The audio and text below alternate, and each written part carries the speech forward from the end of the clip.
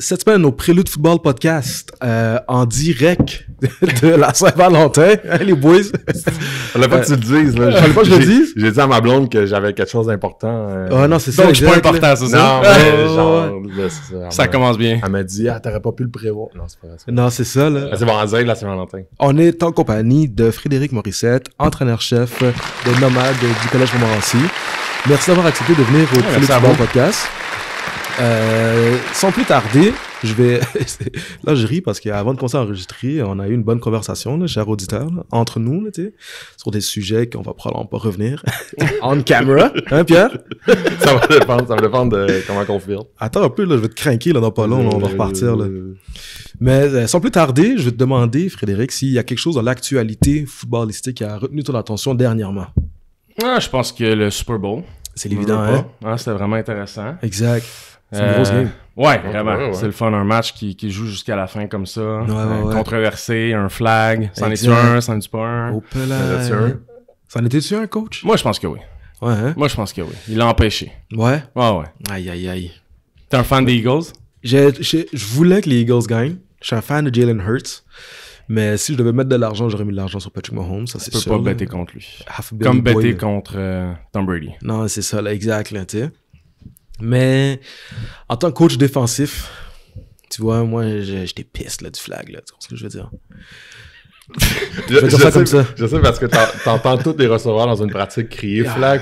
Exact, là. Holding! Non, mais tu sais, des fois, le Super Bowl, tu veux que ça soit un match qui joue jusqu'à la fin. On a eu droit à ça au moins. Exact. C'était le fun, un comeback. Après Gros la demi. comeback des Chiefs. Mahomes blessé. Exact. là. Capable de revenir de ça. Ils l'ont piqué 4-8 fois. C'est ça, j'allais dire, les thérapeutes ont été incroyables. Exact. Donc, non, on a été chanceux, je pense. Exact, On a eu un bon événement. Mais pour de vrai, ouais. Ils sont revenus, je pense qu'ils ont scoré sur toutes les drives Ouais. de la deuxième Justement, demi. deuxième demi. Ouais. Je pense que c'est la clé de cette game-là. Là. 0 sac en deuxième demi aussi. Mm-hmm. Tu sais, pour une équipe qui, en fait, pour les Chiefs qui jouaient contre la meilleure D-line de genre tous les temps, là. Ouais. Je pense que c'est la D-line qui a record, Pierre, le plus de sacs en une saison ever. Celle de Philadelphia Eagles cette année. Si tu regardes leur dernière game au Super Bowl contre Buccaneers, Mahomes devait courir à gauche à droite, là. faire des lancers impossibles. C'est ça, exact. Donc, je pense qu'ils ont dressé la situation, puis ils ont donné une chance. La O-line des Eagles, Dangereuse, hein? ça avait aucun sens. Moi, le lendemain, Ouais, la ça. personne que je voulais pas être, c'est Tyreek Hill. Ouais. Oh my God. Lui, il doit regretter, hein, tu penses? Ah, écoute. on My sait pas. God. Il était à une coupe de Shit. millions, fait que je sais pas s'il regrette, là, mais... Non, mais c'est ça, là, exact. Là. Euh, Puis il n'y a pas de state taxes non plus en Florida, là. Fait qu'imagine. T'as rencontré un il a peut-être pas regretté, hein, finalement. Non, c'est ça, là, tu sais. Mais, ouais, non. God damn. Tyreek Hill doit le regretter. Ouais, non. Est-ce que toi, tu prenais pour quelle équipe dans ce match-là?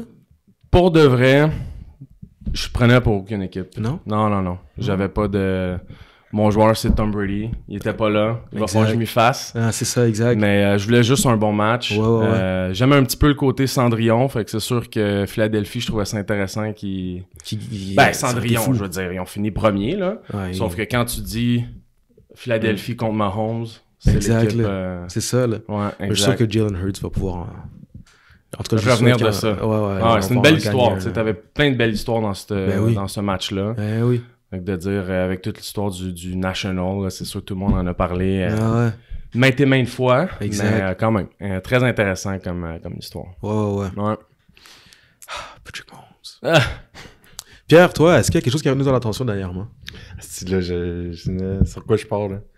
Hey. J'allais dire, il y a un nouveau head coach à Notre-Dame, mais non, ça... Mais je me dis peut-être, là, je me le dis peut-être parce que ben là, on te l'a pas dit, mais Tu commences à avoir des shots déjà comme ça. on est comme genre 2 mois en avance, là. On a comme 2 mois de pré-enregistré. Ok. Fait que je me dis, d'ici 2 mois, ça devrait être réglé. Je vous le souhaite. Oh shit. Imagine. Oh my God. Si c'est pas Imagine. réglé, En ça, c'est primeur, 2 mois non, plus tard. pas- Ah, c'est ça, là, exact. Ça, là. on partira pas là-dessus. Ah, non, On va y aller de quelque chose de plus léger, là. Est-ce que vous faites encore des initiations Oh, avec shit. les recrues? Hey, nous, c'est banni depuis très longtemps. Le mot initiation au Collège Montmorency, là, tu peux même pas le prononcer. Je pense que c'est banni à beaucoup de places. Non, sûrement. Puis Sûrement. c'est bien correct. C'est des activités d'intégration. Tu sais, quand le plus gros problème au foot, c'est qu'on pète des trophées de championnat C'est pas super, hein, finalement, c'est ça, exact. Exact.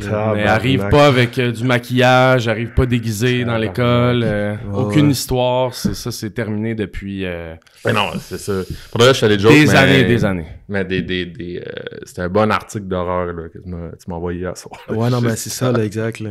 Je sais pas prêt. Je pense qu'à ce niveau-là, on a quand même été proactif depuis certains événements qu'on a pu entendre au niveau universitaire. On se rappelle de certains au début des années 2000. Exactement. En rouge, là. Exact. Je veux pas, ça l'a influencé beaucoup de choses par la suite. Ouais, non, c'est ça. Donc, nous, c'est sûr qu'on a changé notre façon de faire. Là, d'accord. Ça serait bien le bout qu'on se dise le sport d'équipe ultime puis qu'on fasse ces affaires-là, tu sais. Bref. On l'a quand même tous vécu. Je sais pas si vous l'avez vécu. On l'a tous vécu tu sais, je veux dire... À différents niveaux, je pense. À Notre-Dame, là, on peut le dire, là, c'est un rookie show, là. Ouais, c'est ça. C'est cool, pour de vrai, je veux dire.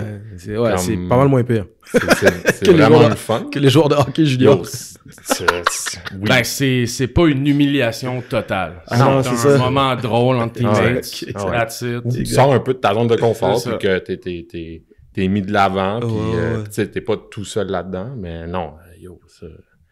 Pour là, je fais des jokes parce que c'était rough. Hein. Quand tu l'as vécu, on veut une histoire. Non, moi j'ai... Non. On va passer à une autre question. Non, mais pour de vrai, moi j'ai ces expériences-là, je suis content de pas les avoir vécues parce que... Sûrement, je coacherais pas aujourd'hui. Là. C'est ça, là. Non, mais l'effet de groupe fait en sorte qu'il y en a qui se sont sentis obligés de le faire, puis là, après ça, tu rentres là-dedans, puis tu peux plus t'en sortir. Ok, non, c'est pas drôle. Non, on partira pas. Le but, c'était pas de partir sur ça, mais quand tu lis l'article... Ça, c'est ta faute, en passant. Ouais, je sais, mais c'est correct, mais quand tu lis... Gère-toi, là. Quand tu lis l'article, qu'est-ce qui était le plus fou, là? Puis pour ceux qui comprennent pas, c'est l'article de la presse que j'ai dit hier, mais dans 2 mois, ça va être beaucoup loin, là, mais... tu sais, des joueurs juniors qui ont vécu des initiations plus ou moins, en fait, complètement désagréables. Là. Mais qu'est-ce qui est le plus fou? Toi, ton mot, c'est désagréable pour qualifier ça? Désagréable. Mais qu'est-ce qui est le plus fou, c'est quand tu le lis, tu l'as-tu lu? Ouais. C'est les coachs, man. Ouais. C'est une culture, je veux dire, c'est... Non, mais... C'était ancré dans une culture, puis... Je comprends l'effet de groupe, je comprends c'est des jeunes, je comprends que c'est quelque chose qui est dans la culture, mais le bout où que je débarque, c'est quand tu lis des affaires que le coach il rentre, puis il voit ça, puis... Il dit rien. Non seulement il dit rien, il y en a qui participent. Ouais, ça c'est fou. Ça c'est le plus fort que toi. Je le dis, puis ça fait Bref. Ça faisait longtemps qu'on n'avait pas parlé de hockey. T'as commencé l'épisode en forme, bien. Depuis Hockey Canada, en fait. Ouais, non, c'est ça, exact. Ouais. C'est pour ça avec le hockey, là. On va se concentrer sur nous autres. Tout va bien, nous autres, quand tu y penses. Ah non, c'est ça, exact. Hein. Ouais. Finalement, enquête, c'était pas super. Finalement, c'était pas super. Tu veux dire? Ah, l'enquête dans le temps. Enquête, là, les commotions, là. Enquête qui était supposée d'être sur le hockey, by the way. Ouais. Mais vous en choisi-vous, Notre-Dame. Ouais. Ah non, c'est ça, exact. Parce qu'on est sharp. Ah oui. Paraît-il. Ouais, c'est ça. Vas-y, toi. Moi? C'est chose de léger, les Carrières ont signé un nouveau carrière. Les Carrières ont signé Les Alouettes ont signé un nouveau carrière. Okay. Les Alouettes sont sous l'ancien de... Ça, c'est drôle aussi. Ça, on va en parler. L'ancien carrière des Rough Riders. En fait, nous, on a engagé un nouveau coordinateur offensif. Ouais. Ah, ben oui, Moss. Il a pris son carrière. Fajardo, ça? Ouais, exact. Cody Fajardo. Exact. Ouais. Fait que, hopefully, il va être aussi bon que notre dernier Mexicain. On va dire ça comme ça. Pierre, les Alouettes sont sous tutelle? Ouais, ils sont sous tutelle. Ça, t'as. Tu l'as... Qu'est-ce qu'il y a? Non, c'est ça. Non, tu me fais... Il est en feu, là. On peut plus le contrôler. Écoute. Moi, je les attends. Moi, je chase ce moment-là pendant ma journée de job où que je me fais chier. Puis... Qu'est-ce qu'il va dire encore, Olivier? Là? Mais oui, les Alouettes sont sous tutelle, même. Mais est-ce que t'en sais plus que moi? Parce que moi, j'en sais pas grand-chose. Ben, la seule affaire que je sais, c'est qu'ils ont ramené Tchétchénie qui avait mis dehors, finalement. Jure. Je te jure. Okay. Non, tu l'as pas vu du tout. J'ai juste lu le titre. C'est lui qui a la source. C'est lui c'est la plug. Non, mais la plug. Mais là, je veux dire, je l'ai lu en diagonale. Là. C'est-à-dire, la CFL a récupéré l'équipe, l'ont mis sous tutelle, puis ils ont ramené, ça a l'air, puis ils ont ramené Mario, là, je le prononce bien, Cecchini? Regarde, on l'accorde. Mais bref, lui, sinon, là, que tout le monde s'entendait pour dire qu'il était sharp, puis que finalement, il s'entendait pas avec les propriétaires d'avant. Puis ils l'ont ramené, puis là... We'll see what happens, comme on dit. Les Alouettes sont à vendre. Exact. En fait, c'est un mot. Tu as acheté ça? Abonnez-vous à Patreon. Là. Ouais, il faut pas mal plus d'abonnés au Patreon. On va faire un... Ça prend combien d'abonnements prélude là, pour acheter les Alouettes? Pour acheter les Alouettes? Ça en prend. 4. 4 abonnés? Ah, ouais. C'est lucratif. T'as même pas d'infrastructure, les Alouettes, tabarnak. Pas de terrain, pas de centre sportif. Ouais. On va leur faire une petite roulotte à Notre-Dame. C'est ça, exact. Comme back then. Oh, merde. Ah ouais. Il en faut 4 de plus. Non, pas vrai. Mais... On salue les Alouettes en passant. Mais pas de propriétaire. Pas de propriétaire. Pas de propriétaire. Mais vous, Fajardo, vous pensez quoi? Je pense que les Rough Riders l'année dernière avaient une offensive vraiment pas très bonne. Puis là, c'est lui notre head coach. C'est ça. C'est notre head coach. Puis on a son carrière. Fait que je sais pas qu'est-ce qui va se passer avec ça. Puis là, apparemment, on a perdu aussi le gros receveur. Là. Ouais, qui a signé genre... Eugene Lewis. Ah ouais, hein? Ouais, Okay. Il a signé... Là, j'ai lu tantôt, là, quand je m'en venais. Là, Le plus gros contrat pour... qui n'est pas un carrière. Qui n'est pas un carrière, c'est Bon. ça. Le plus gros contrat ever. Elks de Ah Edmonton. ouais, hein? 2 ans pour 320 000. Ouch. Ouais, non, c'est ça, exact. Ok. Ouais. Fait que les Alouettes, je sais pas qu'est-ce qui va se passer avec ça. Là. Mais eux, c'était vraiment une équipe basée sur la course. Hein. Ouais, c'est ça. Rough Riders, ils couraient Ouais, vraiment mal. bien le ballon. Mais c'est ça. ouais. De la CFL, tu sais. Ouais. C'est ça. Il a été blessé, par exemple, beaucoup. Il a été blessé. Ah ouais? Il me semble que dans Ça, les je sais dernières pas. années, il a quand même eu... il Beaucoup de court avec blessures. le ballon, lui. Ok, ouais. Donc, Je le connaissais je pas. pense qu'il a été vraiment à dents de scie, là, sa C'est carrière. Il a fait des super belles choses, puis après ça, il a planté. Là. Ouais. Je nous souhaite que ça On va fonctionne. voir. Ça va être la Ouais. deuxième fois. La dernière fois, Darian Durant, Exact. après son prime. Non, c'est ça. Donc, Loin après son prime. Là. Exact. God damn it. J'ai hâte de voir, mais... Ça va être tough, là. Tough, tu dis. Ça va être tough. Pas aussi À tough qui que ils vont l'Impact, lancer? par exemple. À qui ils vont lancer? Tu sais, ça, c'est un problème. Hopefully, peut-être Régis Sibassou, Hey, j'allais le dire. qu'on salue. Mhm. Sinon, y avait-tu d'autres affaires qui sont passées dans l'actualité qui ont retenu notre attention, Pierre? Réponds-moi pas. Non, mais je veux juste te tenter un peu, là. Non, pour le reste, tout ça. Ouais? Tout ça, c'est du bon. Là. Non? Ouais. C'était quoi ton premier contact avec le football? Attends. Wow, wow. Quoi? Qu'est-ce que... Non, mais je viens de penser à quoi? Oh, shit. Comment tu fais ça? Comment tu gères ça, une ligue à 11 équipes? Oh, shit.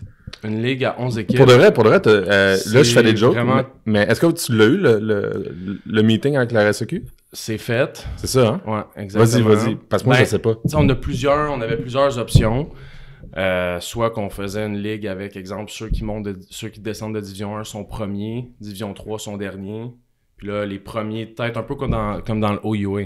Donc, tu sais, les premiers de tête jouent pas contre les derniers. Puis là, tu joues 8 games avec ça. Wow. Donc ça, c'était une option. Wow. OK? L'autre option, c'est au hasard. Au hasard, tu joues 8 équipes. 8 games au hasard. Donc, Ouais. c'est quoi selon vous? Le au hasard. Hasard. Ouais. Ok. Hasard. Puis une des raisons, notre ligue est tellement serrée. Tu sais, une équipe de milieu ou Mais c'est ça, de j'allais dire. peloton. Là, no offense à n'importe qui, mais Bulls contre Lévis, pas sûr que quelqu'un est capable On de... le sait pas, tu sais. Je veux dire, je pense que notre ligue est tellement intéressante à cause de ça que tu peux pas dire que si t'es milieu ou bas de peloton, t'es une bonne équipe qui Tu peux pas te mérite baser d'être dans sur cette les ligue-là. résultats de l'année passée. Non, vraiment pas. Mais Ouais. même sur les résultats de l'année présente. C'est ça. Donc, c'est un peu les coachs, on s'est entendu là-dessus que c'était un peu notre désir. Au hasard. Puis là, il y a 2 équipes qu'on va pas jouer contre l'année prochaine. Assurément, l'année suivante, on joue contre eux. Donc, ils font Ok. partie Fait que ça bouge, c'est ça. Fait que la ligue bougera pas comme pendant 2 ans. Là. sur ce format-là, ben là, Ouais. j'ose croire que non. Là. Ouais, c'est ça. Ça, je suis pas au courant de ça, mais ouais. Donc, au hasard, 8 games, un bye week. Puis merci, bonsoir. Ouais. Moi, j'ai eu le meeting à... Là, on est dans un autre monde, là, mais j'ai eu le meeting cadet à 13 équipes. Ouf! Mais est-ce que vous faites 2 ligues? Knock. Nous autres, c'est ça qu'on voulait pas. On voulait vraiment Donc, pas ça a faire duré 5 2 heures. divisions. Le meeting a duré 5 heures. Ça a duré 5 heures. My God. Ça n'a aucun sens. Mais vous faites quoi, finalement? Ils vont faire 2 divisions, une Québec, l'autre Est-Ouest, puis après ça, ils pigent au hasard qui s'en va dans chaque division.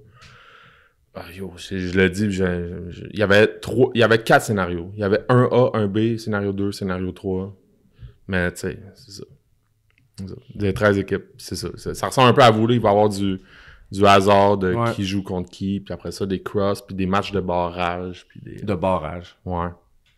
C'est quoi ça? En fait, c'est un fake terme pour dire c'est une semaine de playoff. Là. Si tu perds ton match de barrage, c'est des matchs. Le match de barrage sert à cross les 2 divisions avant les playoffs.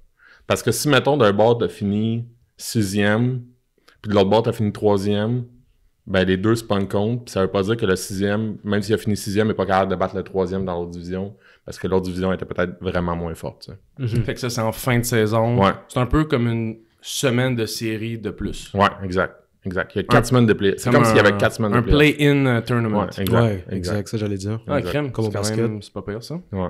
Mais parce qu'on est 13 équipes. Mais yo, Mais à 11, voilà. C'est ce qu'on fait. Je pense que j'aime quand même mieux ça que 7 équipes. Attends, on était... Que 7? On était 9. Nous autres, on était 9 en Division 2. Ouais. Mais là, en Division 1... Ah ouais, mais non, c'est ça. Yo, je te l'ai dit, ça, Division 1? Non. Yo, c'est assez... Tu sais, là, sont 7 ou sont 8? Je pense qu'ils sont 8. Ils sont 8? Je pense que oui. Ça se peut. Je pense... Ils sont 8, fait qu'ils jouent 7 équipes. Et ils jouent un match contre tout le monde, fait qu'ils jouent 7 matchs. Puis là, ils font un 8e match. Fait que là, tu dis 8e match. Encore. Non, mais c'est ça. Mais... Là, ils ont pris ils se sont basés sur le ranking de l'année passée. Mm-hmm. Fait que là, tu dis quoi? Mettons, tu te bases sur le ranking de l'année passée, tu te dis logiquement, ça va être quoi? Genre, le 8e match. Ouais. Mais le 8e match, là. Ouais, tu dis logiquement, s'ils se basent sur le ranking, ça va être 1 joue contre 8 2 fois, 2 joue contre 7 2 fois, etc., etc. Ils vont faire, exemple, 1 contre 2. Ouais, ils vont faire, c'est ça. C'est ça. Fait qu'ils font 1 contre 2, joue 2. Par rapport au ranking de l'année passée, 1 contre 2 joue 2 fois contre. 3 contre 4 joue 2 fois contre. En même temps, je pense que c'est une question d'essayer de limiter les écarts. Tu sais, entre les équipes. Ouais. Parce que théoriquement, si c'était une équipe qui a fini dans le bas classement l'année d'avant, pour réussir à te faire une meilleure fiche puis revenir milieu haut de peloton, tu veux avoir des matchs... En ce moment, il n'y a pas de scénario. Il n'y a pas de... Il n'y a rien de parfait. Il n'y aura rien de parfait, ça, c'est sûr, dans les deux ligues. Je pense qu'il va toujours avoir des bons, des mauvais côtés, là, mais tout ça pour dire que je pense que ça va être vraiment... ça va être intéressant. Beaucoup de changements, beaucoup de changements de ligue, beaucoup de changements de coach. Ça va amener des rivalités aussi, des nouvelles rivalités. Tu sais, juste dans notre ligue, nous, ça va être incroyable. Là, je veux dire, une des plus grosses rivalités de sport, c'est Momo-Hansik. Ouais. Ça attire vraiment... Ben oui, c'est vraiment incroyable. Ouais. De pouvoir s'affronter, ça va être vraiment ça va être un bel événement. Je pense que ça va donner l'occasion de créer encore plus de des beaux événements de football, attirer des bonnes foules. On l'espère pour eux. Ouais, exactement. Donc ça va être vraiment, ça va être le fun. Là. Ouais. Puis là, juste pour finir avec ça, est-ce que vous jouez contre? Parce que là, c'est au hasard. Est-ce que le... C'est pas sorti encore. C'est pas sorti encore? Ouais. Ça serait plate. J'ai hâte de savoir. Ça serait plate. Ça serait vraiment plate. Ça se peut. Ça se peut. Ouais, c'est ça. Ça se peut. Ça serait vraiment dommage juste l'autre bord de la rivière, là. Donc, on peut pas... Ouais. OK. C'est bon. Donc, donnez-nous quelques semaines. Dans 2 mois, on va le savoir. Ouais, exact. Good. Ouais. C'est ça. Excuse. Hein? Mais... Ça, c'est ta parenthèse? Ben ouais, c'était comme avant de partir dans le parcours, c'était l'actualité que je me posais des questions. Ok, c'est correct. T'as grandi où, Frédéric? Laval. À Laval? Ouais. Dans quel quartier de Laval? Sainte-Rose-Champfleury. T'as toujours... t'as grandi là la majorité de ta jeunesse? Ouais. J'ai toujours... ça fait quoi? Ça va faire 8 ans que je suis parti de là avec ma conjointe. Mm-hmm. J'habite maintenant à Montréal. Métro Cadillac. Yes, sir. Dans l'Est, comme on dit. Mais sinon, je suis un gars de Laval, Sainte-Rose-Champfleury. C'est pour ça que j'ai été dans les Vikings de Laval-Nord au départ, civil. C'est Moustique, le gros niveau de football. Ouais, je te file. On commence là.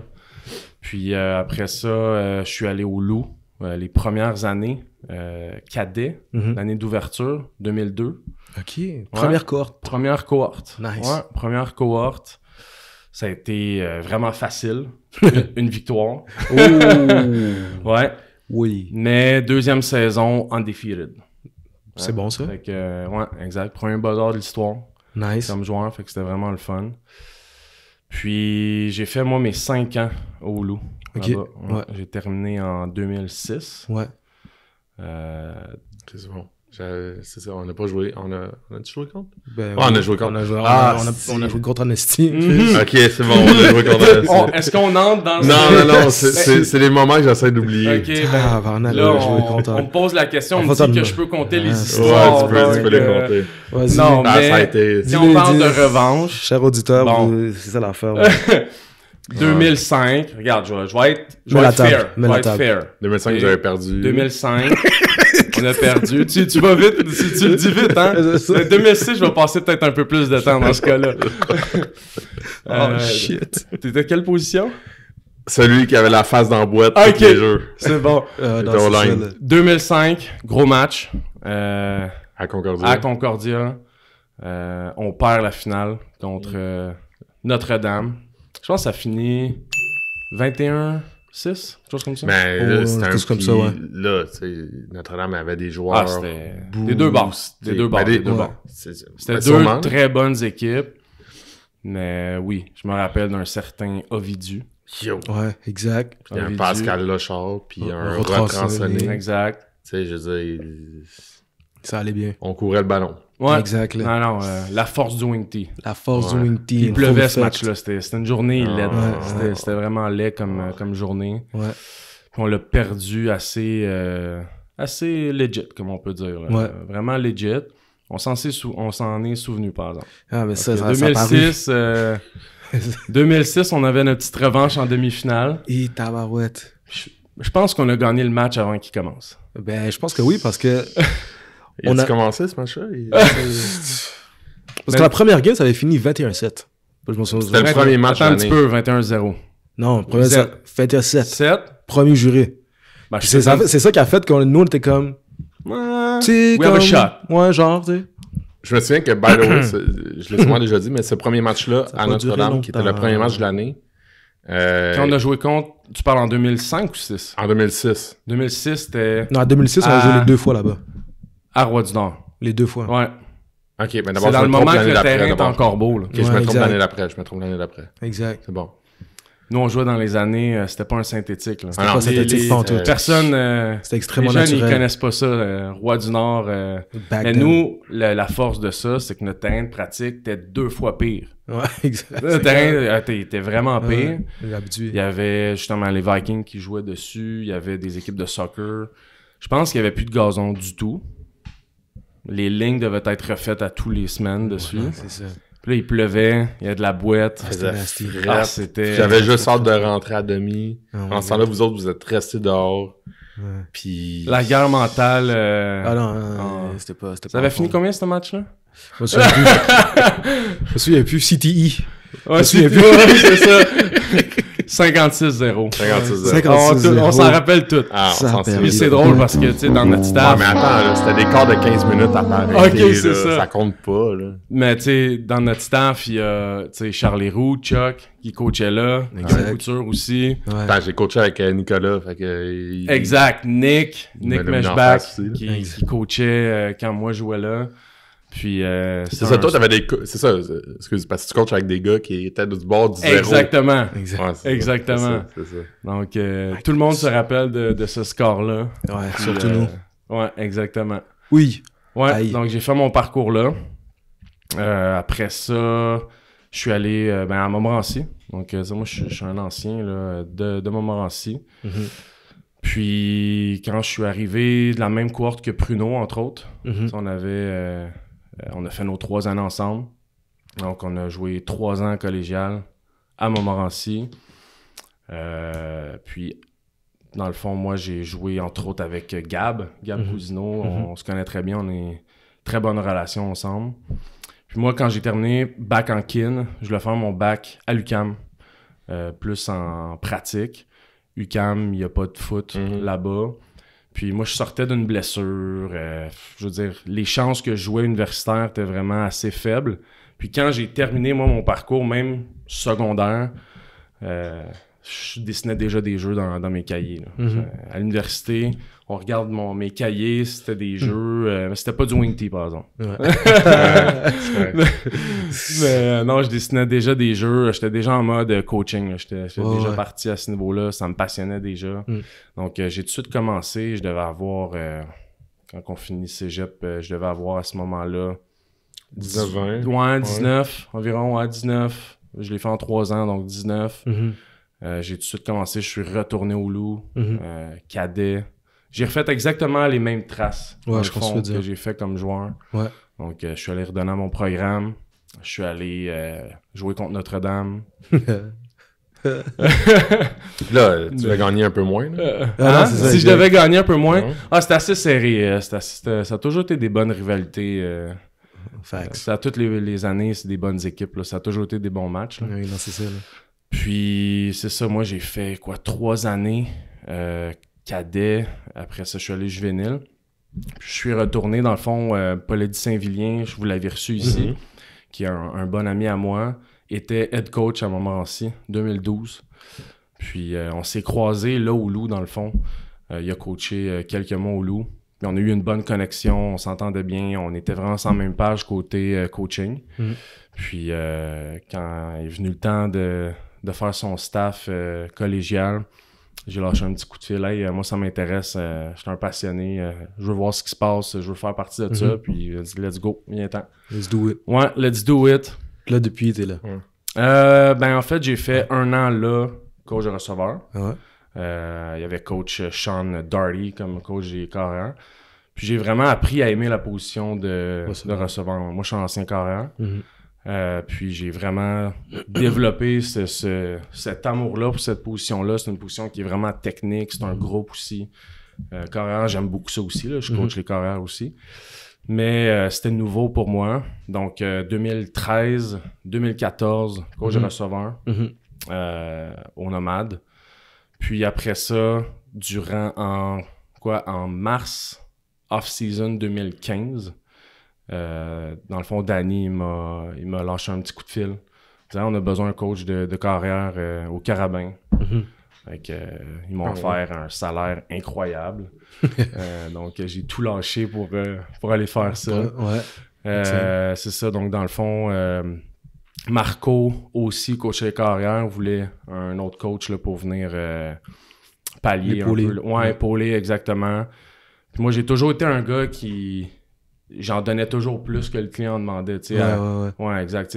Quand j'étais à ma première année à Montmorency, coach de position collégiale, je veux dire, théoriquement, tu arrives pour la pratique, tu t'en vas après la pratique, that's it, that's all. Moi, je prenais le lundi de congé, j'étais à l'école quasiment comme un temps plein. Personne me demandait de faire ça, mais je voulais vraiment... taguer, apprendre à taguer. On m'a rapidement dit que taguer des matchs de foot, c'est là que tu apprends à coacher, c'est là que tu apprends la game. Fait que je me suis dit, moi, lundi, je m'en vais dans le bureau, je suis avec Polo, je tag du data.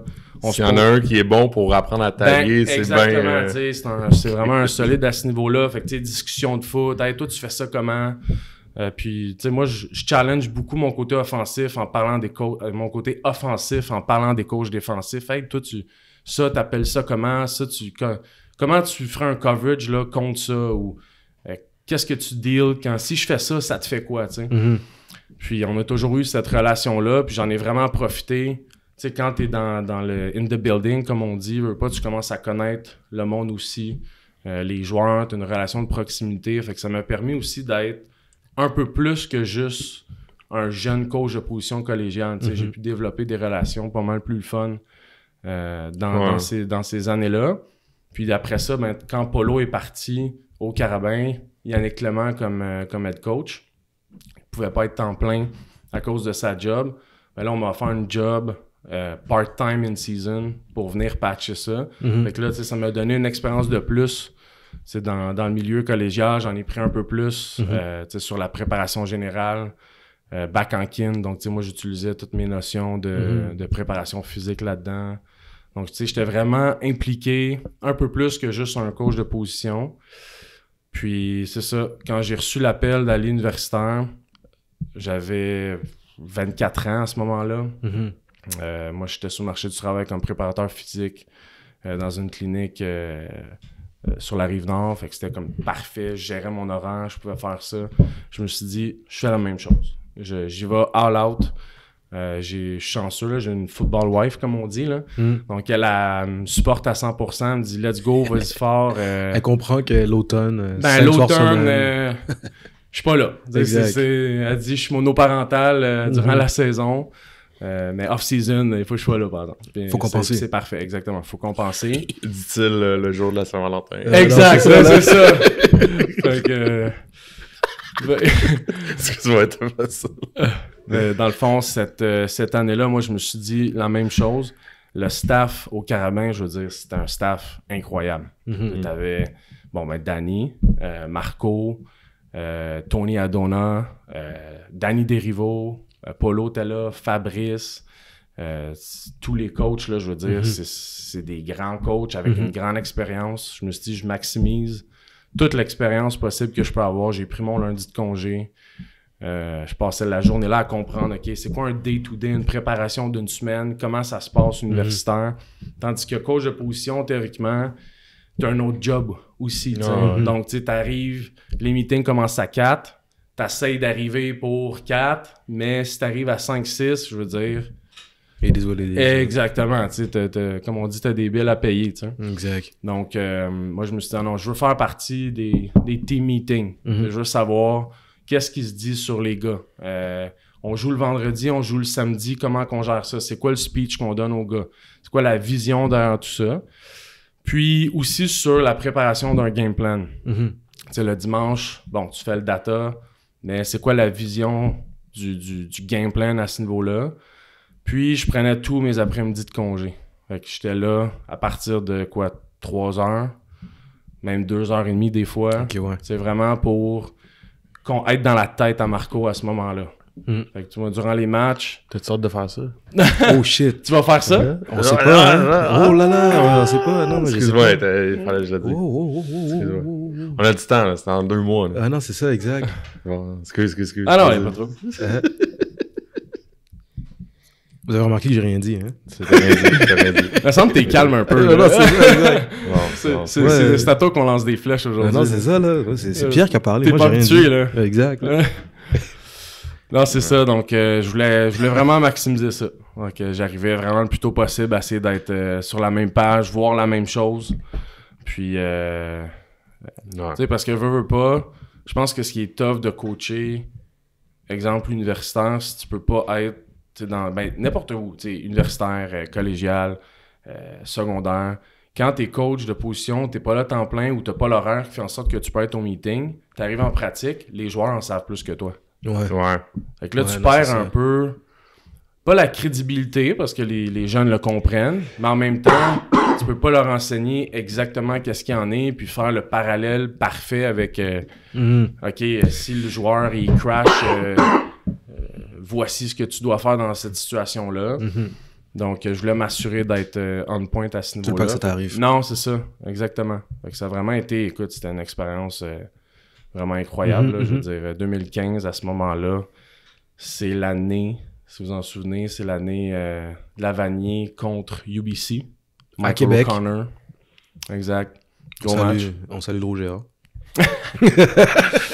Donc, non, c'est ça. C'était vraiment le fun, belle expérience. Ouais, c'est ça.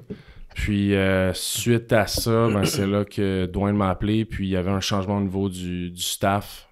Nouveau head coach de disponible à Montmorency. Donc, il m'a approché. Mais puis, là, puis c'est ça. Si, mettons, t'appelles pas Polo, là, il se passe quoi? Mettons, si t'appelles pas Polo quand t'es au loup, là. Parce que ça, c'est quelque chose que je m'en suis rendu compte, je dirais, assez récemment.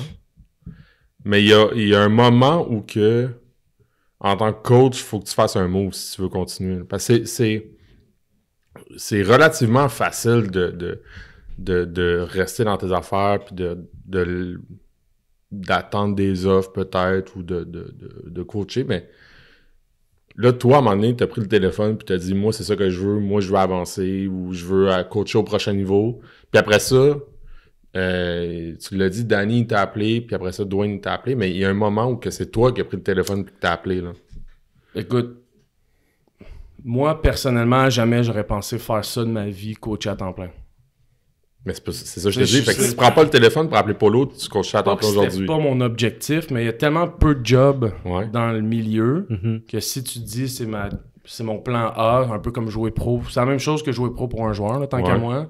Moi, c'est-à-dire, je suis un passionné, je suis un malade, je vais en faire le plus possible. Dans mes temps libres, c'est ce que je fais. Puis si jamais ça m'amène plus haut, ça m'amènera plus haut. Mais théoriquement, je pense que ce qui s'est passé, pas je pense, là, parce qu'après ça, on s'en est reparlé, là, mais quand on va voir des pratiques des autres équipes, tu sais, des exemples, on va recruter, mais on finit par regarder les coachs aussi, on finit par avoir des relations avec les coachs, puis tu vois un peu avec qui tu fites de travailler. OK, ouais, lui, il est sharp, lui, il prend sa place, lui, il prend son rôle au sérieux. Lui, je pense qu'il va pas essayer de trop en faire, tu sais. Je pense que c'est quelqu'un qui va fitter dans notre staff. Les jeunes l'aiment, ils travaillent bien. Puis je pense que il a été là notre fit à ce moment-là. Tu sais, quand on s'est croisés au Loup, j'avais, comme on disait, 19-20 ans, j'étais super jeune. Moi, je me suis toujours dit, regarde, moi, je prends mon trou, puis j'essaie pas de prendre la place à personne, je vais juste donner mon max, puis épauler la personne au-dessus de moi le plus possible, puis il arrivera ce qui arrivera. Puis, je pense qu'il a vu quel type de gars que j'étais, quel type de travailleur que j'étais. Puis après ça, mon objectif n'était pas nécessairement de monter collégial, c'est juste que où j'étais à ce moment-là, l'opportunité, c'était comme refermer un petit peu, puis j'étais un peu entre deux. Soit que je restais au Loup, mais c'était pas nécessairement la meilleure situation pour moi, ou je sais que j'avais un bon fit avec lui, il était là. Donc, à ce moment-là, j'ai fait l'appel. Là, donc, finalement, c'est quoi ta question? Ma question, c'est ça. Cet appel-là, à un moment donné, c'est ça, mais tu l'as dit, tu sais, le but, c'est de continuer quand tu coaches à apprendre puis à évoluer. Là, à ce moment-là, avec les Loups, de ce que je comprends, c'était comme t'avais pas tu continues dans ce que tu faisais, mais là, tu te retrouves à faire un move puis d'appeler Polo à ce moment-là, à un moment-ci. Mais tu sais, je veux dire, pour avoir été là, il y a un moment, j'ai l'impression que quand t'es un jeune coach ou quand t'es un coach, mettons, scolaire, ben, tu te dis, hey, je serais capable de coacher à ce niveau-là. Mais la réalité, c'est que les personnes à ce niveau-là, ils te connaissent peut-être pas, puis ils savent peut-être même pas que c'est ça que t'as le goût. Là. Ouais. Je veux dire, moi, je me suis retrouvé à coacher collégial parce que Nick m'a demandé si j'avais le goût. Là. Mais je veux dire, si on fait pas ça, si on se connaît pas... Il voulait que ses coachs passent à prélude, fait qu'il c'est ça. Non, c'est une blague, moi pis Nick, on s'apprécie. Mais la réalité, c'est ça, tu sais, je veux dire, on peut dire... Mais je pense qu'on s'utilise pas assez, les coachs, en général. Au Québec, moi, je pense que c'est ça. Je pense que c'est ça qui m'a permis de faire ce step-là, parce qu'à ce moment-là, moi et lui, on s'appelait régulièrement parce que justement, je voyais des choses au niveau du foot, je voulais confirmer des choses, je voulais comprendre des choses. Puis tu sais, justement, Dwayne, c'est là que je l'avais rencontré à travers ça. J'ai dit, hey, Dwayne était, je pense, aussi à ce moment-là universitaire. Hey, penses-tu que je pourrais parler à Dwayne? J'ai des questions sur des reads de quarterbacks ou sur des concepts. On avait organisé un meeting, moi, Dwayne. Fait que je pense qu'on ne s'utilise pas nécessairement assez. Puis de juste faire un appel puis de dire « Hey, ça m'intéresse ce que tu fais au niveau du foot, on peut-tu s'asseoir? » Quand on s'appelle puis on jase de foot, tout le monde aime ça. Mais je pense que, je sais pas à quel point c'est dans notre culture de le faire. Puis de le faire tôt dans notre carrière de coaching. Ouais, mais c'est peut-être plus ça. Parce que tu vois, là, exemple, au niveau collégial, moi, c'est sûr qu'il y a des choses que je regarde puis je me dis « Bon, ben, telle université roule quelque chose de vraiment intéressant. » Je vais appeler le coach, puis je vais lui demander « Hey, toi, tu fais quoi? Comment tu gères telle affaire? C'est quoi ton read? Comment tu gères tel personnel? » Puis veux pas, ben ça devient normal de le faire aussi. On jase, hey, les listes de recrutement. Tu sais, ça devient tout un petit monde qu'on se parle à tous les années. Ça devient normal de le faire. Mais à quel point on le fait collégial, secondaire, civil, je le sais pas. Ben, clairement pas assez. Puis la réalité, c'est ça. Je reviens à ça, mais... Tu sais, il y a des coachs qui veulent coacher au prochain niveau, puis il y a des coachs au prochain niveau qui, à un moment donné, ils cherchent des coachs, puis ben, ces personnes-là se connaissent pas. Souvent, c'est des discussions qui sont vraiment le fun parce que, tu sais, je veux dire, c'est pas parce que tu coaches pas collégial que t'es pas un coach de niveau collégial, tu sais, c'est loin de là. Donc, t'es un coach secondaire, tu parles à un coach collégial, ça fait une belle discussion, on apprend beaucoup de choses en même temps dans ces discussions-là, donc je pense qu'il faudrait juste en faire plus de ça. Puis off-season, c'est le meilleur moment. Tu fais un retour sur ton année, tu vois, OK, qu'est-ce que tu as bien fait, qu'est-ce que tu veux améliorer. C'est le moment parfait de créer des liens, des connexions. Puis je pense que ça a été le point qui m'a permis de faire ce move-là, entre guillemets. Puis, tu sais, ces connexions-là, après ça, justement, tu te dis, ah, ben, Crime, lui, il est pas prêt, il comprend ce que je fais, puis, OK, ben, si je le mène dans mon staff, je pense qu'il va être capable de rouler ce que moi je veux, puis il va être capable de me challenger, donc c'est un bon pick. Sinon, comment qu'on fait? C'est que des références, puis après ça, c'est bon, ben, yes, ça fit ou non, ça fit pas, tu sais. Donc, c'est un peu un essai-erreur, puis idéalement, on veut pas essayer ça, tu sais. Ouais, c'est ça. Des fits de... Tu sais, tu dis, lui, il peut me compléter, mais c'est aussi des fois la personnalité, là. C'est même pas les absolument. notions. Là, ah non, pas... 100%. Comme dirait Denis Tuchette, qui aime bien mieux avoir un coach à qui va montrer les affaires qu'un coach qui pense qu'il sait tout. Exact. Hein? Pourquoi tu me regardes quand tu dis ça? Je sais pas. Tu te fais, aujourd'hui, là, tu te fais... Non, c'est ça, là, exact. Marteler. Pourquoi je suis visé comme ça, là? C'est ça. Non, mais il faut que ça soit un fit. Il faut que ça soit un fit. Je pense que c'est ça le point avec ce que Denis dit. Je pense que c'est important dans le sens que si t'es tout le temps un contre l'autre, à un moment donné, ça devient pas le fun, là. Il faut que tu te complètes, tu te challenges, puis que ça... Faut qu'après la pratique, tu aies envie d'aller prendre une bière, comme on dit. Là. Tes parents font quoi dans la vie? Comptable. Ouais. Pourquoi? Hey, tu poses ça aux autres, toi, comme question? Ben, j'ai commencé à faire ça pour vrai. Je demande le background. C'est comment... T'étais quel genre d'adolescent? Écoute, moi, j'écoutais. J'étais vraiment le gars droit qui fait pas de trouble. Le petit corps arrière qui fait ses affaires, comme on dit. Ouais. OK. Donc, je sais pas où tu vas en aller, mais vas-y, là. On apprend à connaître Fred Morissette. Moi, je pose des questions comme ça. Non, mais c'est bon. Je veux dire, j'étais pas quelqu'un qui se mettait vraiment dans le trouble. J'allais à l'école, j'allais dans mes cours. Non, c'est ça. Est-ce que ça a été un problème avec tes parents, leur faire comprendre, parce qu'ils sont comptables, leur faire comprendre que ta carrière, ça va être d'être coach de football? Non. Moi, en fait, je suis dans ce milieu-là pas mal à cause d'eux. OK. Ouais. Parce que souvent, secondaire, t'as aucune idée quoi faire. Ouais. Tu sais pas quoi faire plus tard. Tu te dis, bon, je fais du sport, moi, je veux jouer au football. Qu'est-ce que je peux faire d'autre? Puis moi... Je veux dire, ma philosophie à ce moment-là, c'était juste d'aller à l'école puis de jouer au football. OK. C'était aussi simple que ça, comme 80%, 90% des jeunes de secondaire 4-5. Là, je me disais, je vais pas jouer pro. OK, je le sais, c'est beau, j'ai pas la shape, j'ai pas ce qu'il faut pour pro. Là. Mais je vais jouer au foot le plus longtemps possible. Puis les journées d'orientation au secondaire, là, avec les rencontres de parents, tout ça, ma mère est allée là. Elle est allée voir le conseiller, puis là, il a donné tout mon profil, mon background. Puis elle a dit, hey, lui, ça serait peut-être kinésiologie qui pourrait l'intéresser.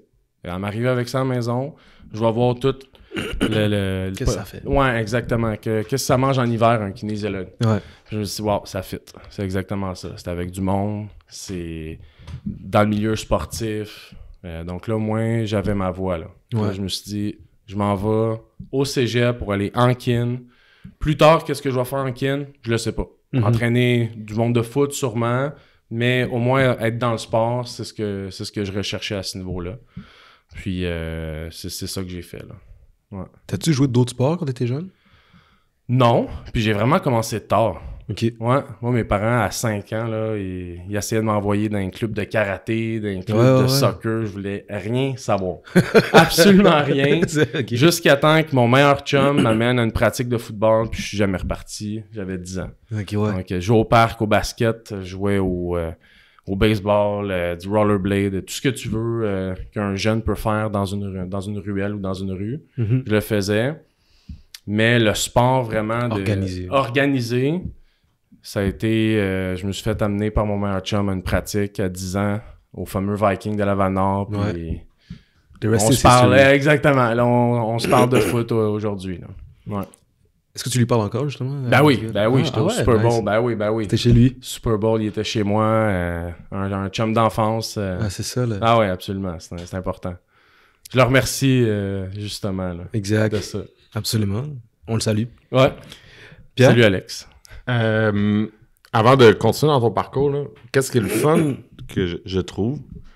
T'as fait cadet, juvénile, collégial, universitaire. Après ça, t'es revenu collégial. J'allais dire, c'est quoi l'avantage, mais c'est quoi que ce parcours-là, t'as l'impression, t'as amené par rapport à quelqu'un qui a pas fait tous ces niveaux-là?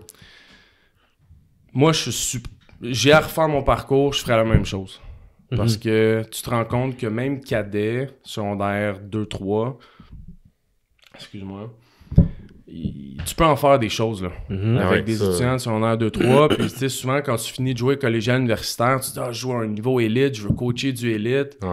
Ouais, mais attends un peu là. Secondaire 2-3, là, si tu fais vraiment bien les choses, là, étape par étape, là, tu peux en faire vraiment des belles choses. Tu les modules comme tu veux. Souvent, c'est des passionnés, ils ont les yeux grands ouverts, ils t'écoutent. Donc, ça m'a appris beaucoup, beaucoup de choses. C'est juste sur une gestion de pratique, juste sur ta planification de ce que tu veux rentrer dans tes fameux X&O's. Je pense que tu apprends à ce moment-là, entre autres, que les X&O's, c'est important, mais si tu veux avoir une bonne équipe, si tu veux être bien préparé, c'est pas les X&O's. C'est pas juste ça. Là, c'est pas juste ça. Puis c'est la base, c'est la technique. T'sais, si tu veux être un bon joueur de foot, ça c'est ma philosophie, mais il faut que techniquement tu sois incroyable. Parce que si tu as les meilleurs X&O's, mais tu n'es pas capable de bien réagir dans tout ce trafic-là sur le terrain avec tous les joueurs, tu réussiras pas à te rendre. Donc ça, c'est quelque chose que j'ai vraiment beaucoup appris. Puis aussi la connexion avec les jeunes, de comprendre c'est quoi coacher. Coacher, tu penses que des fois c'est juste un individuel, puis OK, là, tu places une coupe de compte, là, puis tu fais des changements de direction. Non, c'est pas juste ça, là, c'est j'ai un nombre d'objectifs que je veux accomplir dans une drill, j'ai un temps d'engagement moteur, j'ai plein de petits éléments comme ça qui sont pas les détails, qui sont le core du coaching, que quand tu penses trop X&O's, des fois, tu laisses ça tomber. Fait que je pense ça que te rattrape game day. Exactement. Puis ça, moi, je l'ai appris. Puis ce qui est le fun, c'est qu'il n'y a aucun impact. Tu peux faire toutes les erreurs du monde, à part mal gérer ton contrôle ou tes paroles sur des jeunes, là, mais je veux dire, niveau coaching ou encourager des initiations. C'est ça. Mais, ils n'ont aucune idée. Ils n'ont pas de comparatif. C'est ça moi, c'est ça que j'aimais. Mais tu sais, je veux dire, t'as pas de pression. Je veux dire, t'as aucune pression de dire est-ce que la victoire, c'est ça qui est important à tout prix, le samedi ou peu importe le dimanche? Non. C'est que les jeunes aient du fun, c'est que les jeunes soient là. Donc, toi, comme coach, tu peux essayer tellement plein de choses. Tu peux faire tes erreurs, tu peux faire tes bons coups, puis tu peux monter là-dedans. Donc, tandis que, exemple, collégial, universitaire, il y a une limite. Tu peux faire des erreurs, mais il y a une limite à faire des erreurs sur une certaine période de temps. Sinon, ça te rattrape trop, puis c'est comme un point of no... Tu parles de trust. La confiance, elle est facile à perdre. Ouais, versus, c'est ça, cadets, comme je disais, ils savent pas, là, ils savent pas que si t'es en train de leur montrer, c'est vraiment, vraiment avancé ou pas, tu sais. Eux autres, c'est... Le jour que tu expliques à tes joueurs cadets que les autres équipes, ils ont d'autres jeux, puis ils appellent ça différemment. Ils sont comme, wow, OK. Eux autres, ils pensent que c'est... Le foot, c'est ce jeu-là, tout le monde. Fait que moi, je pense que dans le parcours, c'est quelque chose que j'encourage, moi. Mes anciens qui veulent commencer à coacher, j'en ai plein d'anciens là, qui commencent à coacher. Ils recommencent à coacher dans leurs équipes. Ils commencent, plus bas niveau, ils commencent Benjamin, cadet, juvénile.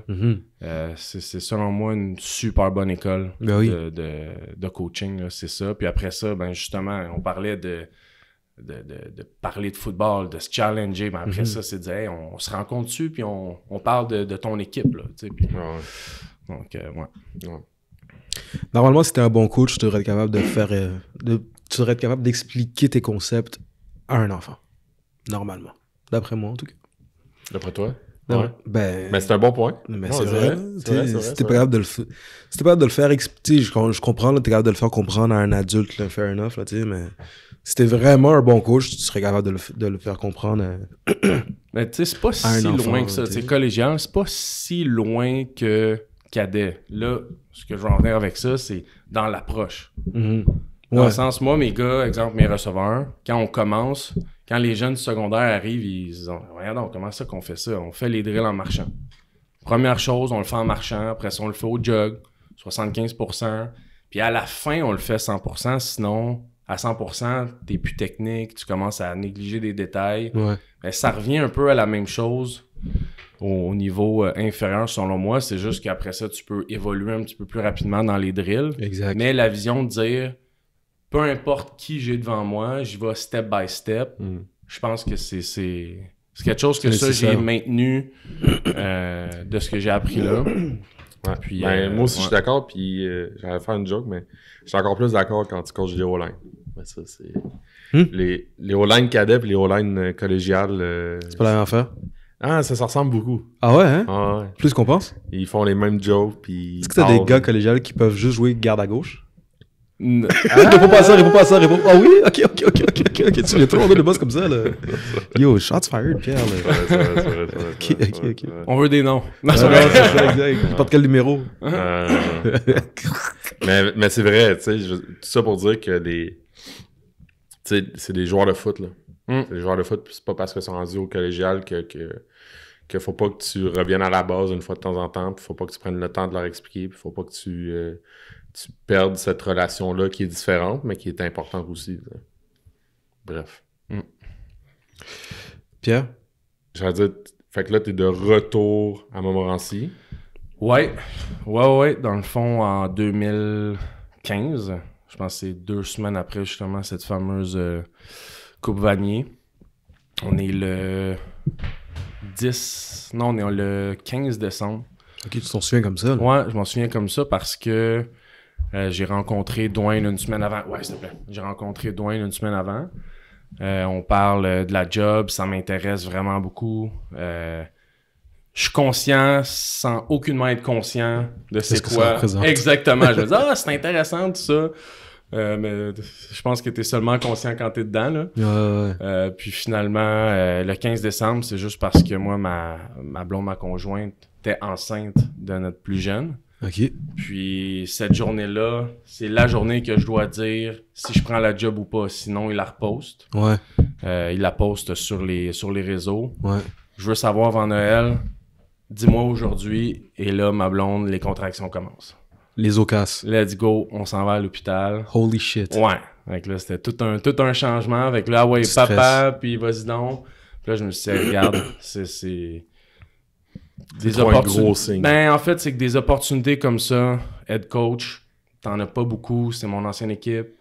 Je pense que je voyais l'opportunité, le potentiel sur le long terme qu'il pouvait y avoir à Montmorency. Je savais que ça allait prendre un certain temps, un processus.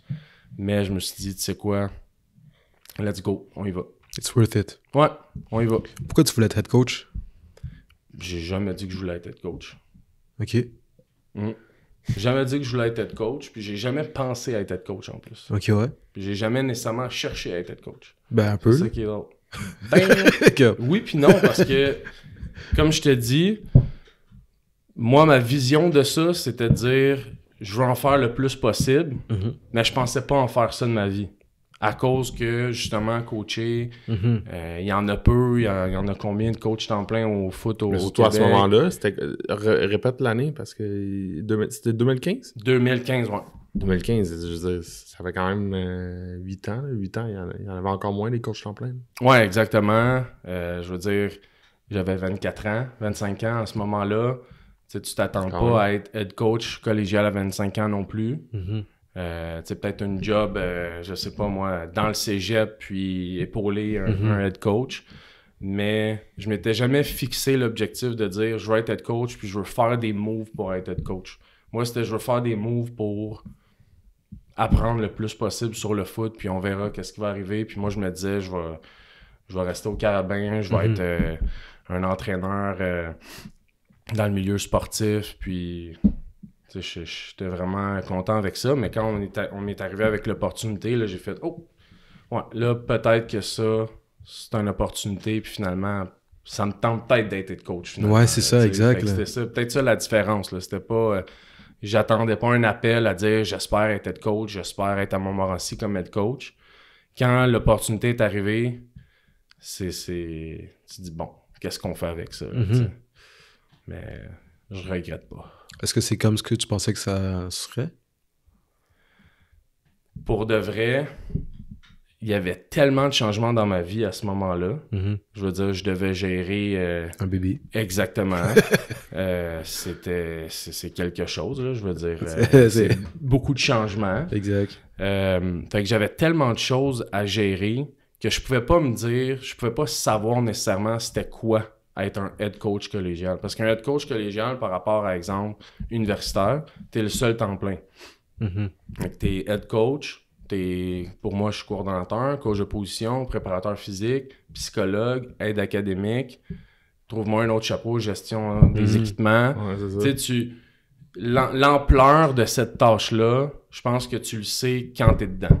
Mais t'avais-tu déjà porté attention? Parce que là, que tu parles, j'ai l'impression que tu échanges avec les coachs sur des stratégies, des tactiques, Xenos, mais t'avais-tu déjà porté attention à ce que le head coach faisait ou pas tant que ça? Genre, oui. Tu penses ce que je veux dire? Oui, mais je te dirais que j'étais vraiment focus sur ma tâche offensive à ce moment-là. J'étais vraiment...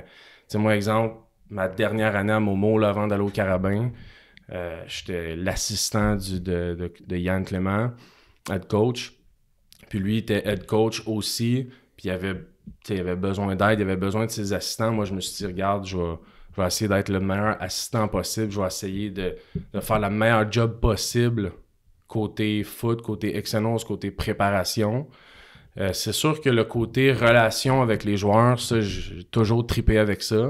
Donc, je gérais les périodes d'études, j'étais dans le bureau, donc dès qu'il y a du monde qui avait des questions, des problèmes ou des questions sur l'entraînement, des choses comme ça, j'étais présent pour eux. Puis ça, j'ai toujours aimé ça.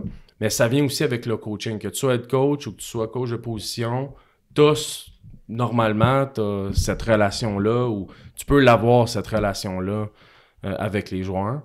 Donc, oui, j'observais tout. Mais je te dirais que j'étais encore un petit peu plus focus offensif à ce moment-là que d'essayer de me créer un portfolio de head coach, entre guillemets. Là. Ouais. C'est quoi la différence entre le coach de position, le coordinateur offensif puis le head coach? Selon moi, c'est... Bon, le coach de position, c'est lui qui est vraiment le plus proche de ses joueurs.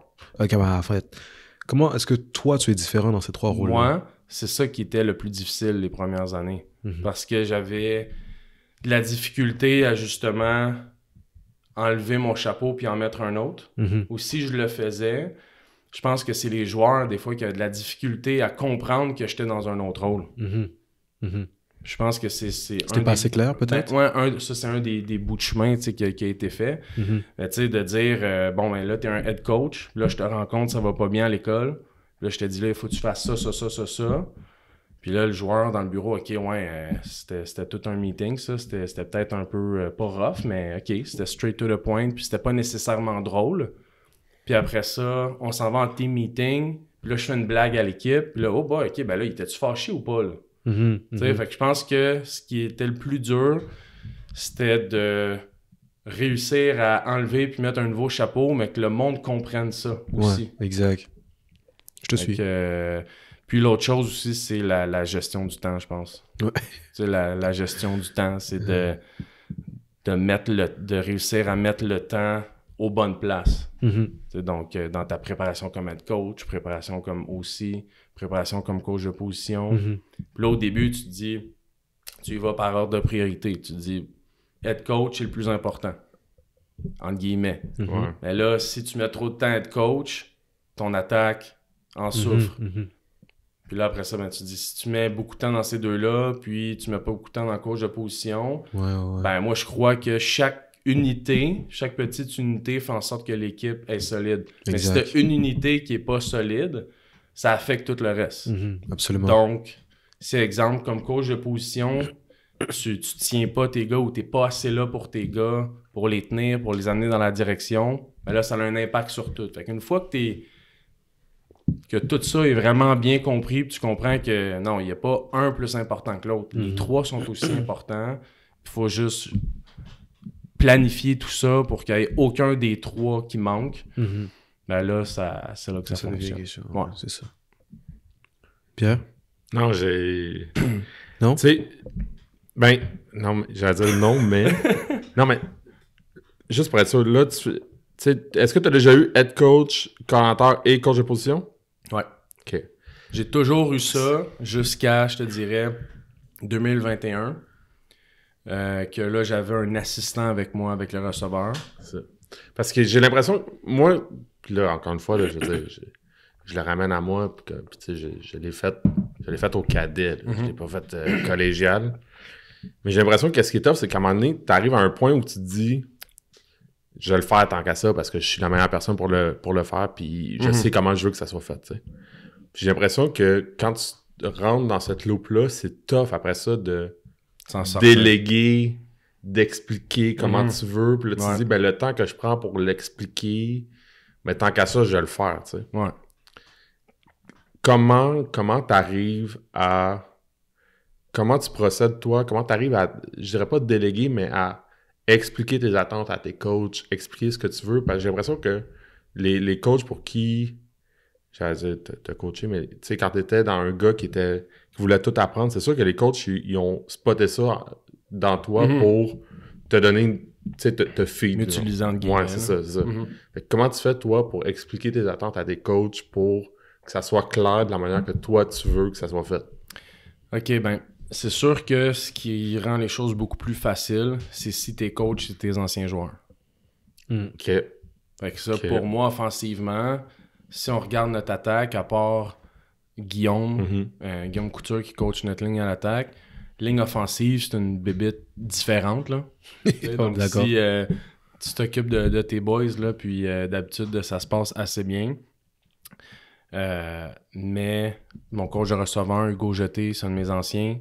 Donc, tu veux pas, quand tu l'as coaché, t'as une relation aussi différente. Même chose pour mon coach de running back, Joël Vincent, qui était mon running back il y a quelques années.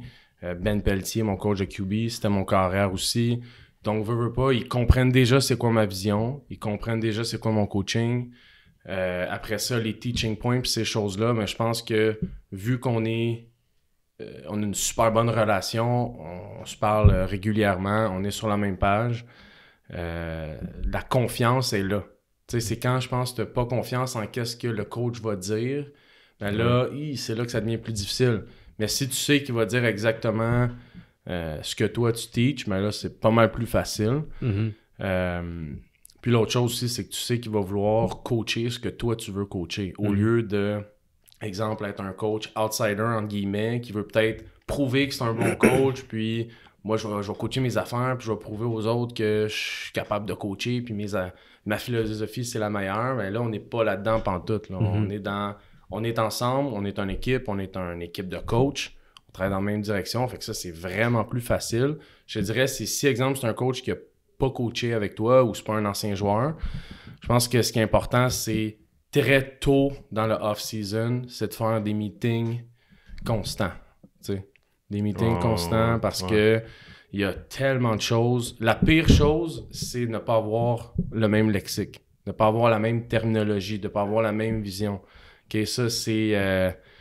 je sais pas moi, mettons, comment tu tags un tight end. OK, 32 tight end strong, t'appelles ça comment? 32 tight end strong, 32 tough, 32, peu importe c'est quoi. Mais juste ça, c'est des détails qu'après ça, si un coach dit non, dans le 32 Thailand Strong, c'est de telle façon, puis l'autre dit 32 tough, puis là, les joueurs sont plus sûrs, là, il y a de la cacophonie, entre guillemets, tu sais, là, les joueurs se disent, voyons donc, les coachs, ils se parlent pas. Ouais. Donc là, ça, c'est ça que tu veux éviter. Si tu t'y prends vraiment d'avance, je pense que c'est ça la clé, tu sais, mais surtout, de A à Z, la terminologie de tout. C'est sûr que si déjà tu as un petit cahier avec un lexique, c'est quelque chose qui aide énormément, je crois, là. Mais de tout revoir à la lettre, moi, toutes les techniques, là, puis même exemple, mon coach, Hugo Jeté, je l'ai coaché, on se connaît depuis longtemps, mais tous les techniques de A à Z, on s'est fait des meetings dans un gymnase, dans mon bureau, puis on les a refait de A à Z. Faut que tu sois systématique, là. Exact. Faut que tu vois la même chose de A à Z pour te dire que tu délègues puis tu te dis je suis content de déléguer. Je pense qu'il faut que tu en arrives là. Il faut que tu en arrives que même ça va à la gestion de la drill aussi. C'est juste la gestion de la drill. Comment qu'on gère nos drills. Comment tu vas avoir ton temps d'engagement moteur, tes explications, les keywords, toute la philosophie au complet. C'est vraiment très, très long. Puis c'est pour ça que dans le sujet qu'on se disait tantôt de qui tu vas aller chercher comme coach, idéalement, tu veux pas y aller au hasard parce que... Tu veux gagner du temps sur ça. Ben oui. Ouais. Ben oui, parce que sinon, tu dis, bon, on me dit qu'il est bon, on me dit que c'est un gars sharp, mais est-ce qu'il va fitter dans ma philosophie? Est-ce qu'il va dire les mêmes choses que moi? Est-ce qu'il va être résistant à ma terminologie? Est-ce que ce qui fait, lui, sa philosophie, moi, j'y crois aussi, puis on peut blender ça ensemble. Donc, avec les petits meetings, avec des coachs ou des échanges, ben ça te permet, je trouve, de savoir ça un petit peu. Fait que, c'est un peu comme ça, je te dirais, qu'on amène des gars, tu sais. Si on regarde, exemple, le coach, mon DC, coach Charles Héroux, Chuck, ben, veut pas... on a soit de nos anciens, sinon de ses anciens qu'il a coaché dans le passé, parce qu'ils savent exactement c'est quoi sa façon de coacher, c'est quoi sa philosophie, c'est quoi sa personnalité aussi, pour faire en sorte que c'est un fit à tous ces points-là. C'est pas évident. Mais non, c'est pas évident. C'est pas évident. Je veux dire, ça revient souvent à ça, là, du temps. C'est-à-dire que tout le monde a le même temps, tout le monde a le même off-season. C'est capable de sauver du temps, mais d'accélérer ce processus-là avec ton équipe de coach, partir de scratch avec tout le monde, ça doit être tough, là. C'est ça, de se faire ces meetings-là, puis... Ouais. Ben, en fait, tu vois, exemple, moi, quand je suis arrivé, puis c'est drôle, parce que j'ai vu l'article du Courrier Laval dernièrement... De quand j'ai eu la job à Momo, puis ce que j'avais dit à ce moment-là, c'était de dire je veux être là longtemps. Je veux être capable de construire quelque chose, construire une identité, une culture. Je savais pas combien de temps que ça allait prendre, mais c'était l'objectif. Puis, exemple, ce que tu dis de oui, ça doit être long, recommencer tout ça, ben c'est sûr que moi, mon but, c'était de dire je veux avoir un staff que je peux garder le plus longtemps possible. Fait que moi, je vais être là en place, mais je veux aussi avoir des coachs qui vont rester là longtemps. C'est ça qui te permet, selon moi, d'implanter ta culture au gars, tu sais. D'avoir bâti sur exactement une identité. Fait que c'est sûr que de coacher au football, t'es riche quand tu coaches au football, hein, de position collégiale. Donc, c'est sûr qu'il y a des situations qui font en sorte que tu as du mouvement. Tu sais, t'as des gars qui ont des promotions, t'as des gars qui déménagent. Fait que c'est sûr qu'il y a tout le temps des choses qui vont faire en sorte qu'il va y avoir des mouvements dans des staffs, mais si t'as un core qui reste là, puis t'as juste quelques morceaux à changer, ça te permet de garder ce core-là, comme on dit. Là. Je vois. Fait qu'à toutes les années, je te dirais, on a un coach à remplacer à cause d'une situation comme ça. Un coach, ça gère bien, puis ça paraît plus ou moins pour l'équipe au complet. Mais si j'ai à changer 5 coachs, là, ça peut être tough. Ou si j'ai, exemple, 2 coordonnateurs, Mettons là, la moitié des coachs mettons que ton head coach s'en va, ton OC s'en va, ton coach running back s'en va, ton DC s'en va, ton coach D-line s'en va. Ton coordinateur de programme s'en va. Là, on parle de qui, là? Je sais pas. On parle, tu sais. On parle pour parler, là. Si, mettons, puis en plus, mettons, le programme, il y a de la renommée, puis mettons, là. Ça fait longtemps qu'il existe. Tu t'attends. Là, tu parles de Antoine Labelle, là? Ou... Ouais, on parle de programme qui gagne les championnats. OK. Mais ça, ouais. Mais bref. Mais c'est ça qui, tu sais, je veux dire, ça, c'est quelque chose auquel on pense sans y penser, ces affaires-là. Mais, tu sais, de mettre des mots dessus, tu sais. L'Université Laval a du succès parce que leur coaching staff revient année après année, puis leur noyau, ben, il est gros, là, tu sais.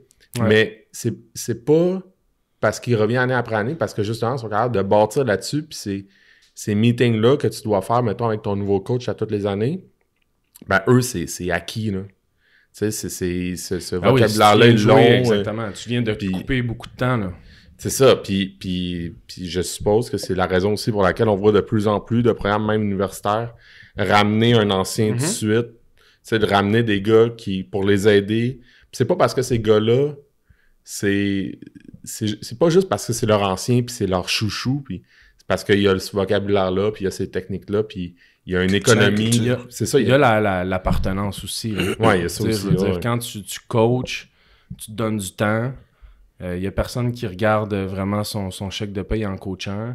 Donc, si t'es passionné, si tu veux redonner à ton programme, puis donner une chance à ton programme d'être au sommet, ben quand t'es un ancien, tu donnes tout le temps un petit extra de plus.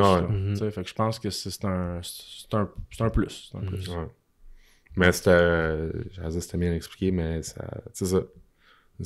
Mais je crois dans la même affaire, le vocabulaire, là, puis ça, je m'en vais sur une autre affaire, là, mais c'est souvent même d'avoir deux coachs ou des coachs qui coachent la même position, mais qui n'utilisent pas les mêmes mots. C'est juste ça. Tu peux nuire beaucoup plus qu'aider, là. Exact. Bref. Ouais. On l'a tous, je pense, un peu vécu, là, soit comme joueur ou soit comme coach. Souvent, c'est pas méchant. Non, c'est ça, tu t'en rends même pas compte. J'ai deux personnes qui peuvent venir donner un coup de main à mon programme. C'est deux bons coachs, ils viennent ensemble, puis finalement, ces deux coachs-là se parlent pas ou ils ont pas la même philosophie. Tu viens de mélanger des jeunes, là. Solide. Qu'est-ce que t'aimes à part le foot? Écoute, qu'est-ce que j'aime à part le foot? Je te dirais que je fais que du foot dans ma vie. C'est pas compliqué, là. Moi, c'est le foot puis ma famille. Aussi simple que ça. Je te file. C'est aussi simple que ça. Est-ce que tu suis le football universitaire? Complètement. Ouais, OK. Complètement. Universitaire canadien, universitaire américain. Je te dirais, je regarde surtout plus le football universitaire américain et ici que même la NFL.